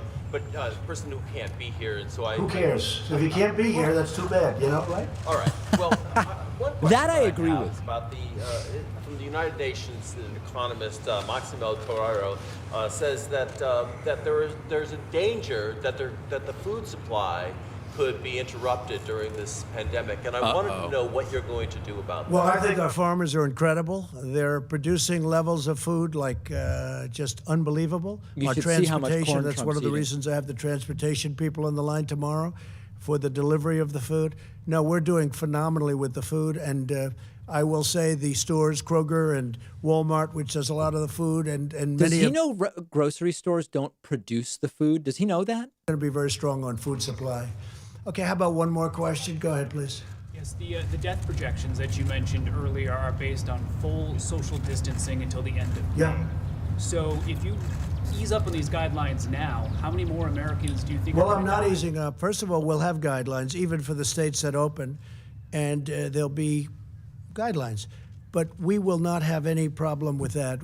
Your question's a very interesting question. But the states that are opening are not states which will have a problem with that. Plus, they will have to adhere to guidelines until a certain point into the future when the enemy is vanquished. The reason they don't have a problem now is because of social distancing. So if you No, ease the guidelines- reason they don't have is partially, and some of that will stay in effect. Much of it will stay in effect for a period of time. But the reason also is they're different kinds of states. They have lots of room. They have fewer people, and they have lots of room. And that's one of the primary reasons. I want to thank you all very much. So a lot of positive things are happening. We're going to have some Mostly very lies. strong recommendations for the governors. We're going to work with the governors. The governors are going to do a good job. And if they don't do a good job, we're going to come down on them very hard. We'll have no other choice. Thank you all very much. Thank you. Thank you. So we do not have the tests we need, unfortunately. We need 1 to 22 million tests a day to really be able to safely reopen. I so appreciate everybody who joins me for these streams, all 10 or 11,000 of you today across our various platforms, because if you weren't here, I would just be some nut yelling at the TV, and that would be so ugly for so many of us. If you're heading out on YouTube, please do make sure to hit that subscribe button on the way out. You'll be notified when we do these streams in the future. I genuinely do appreciate it. Also, a huge thank you to the 65 of you that made a pledge on Patreon today. Pledges ranged from $1 to $100 a month.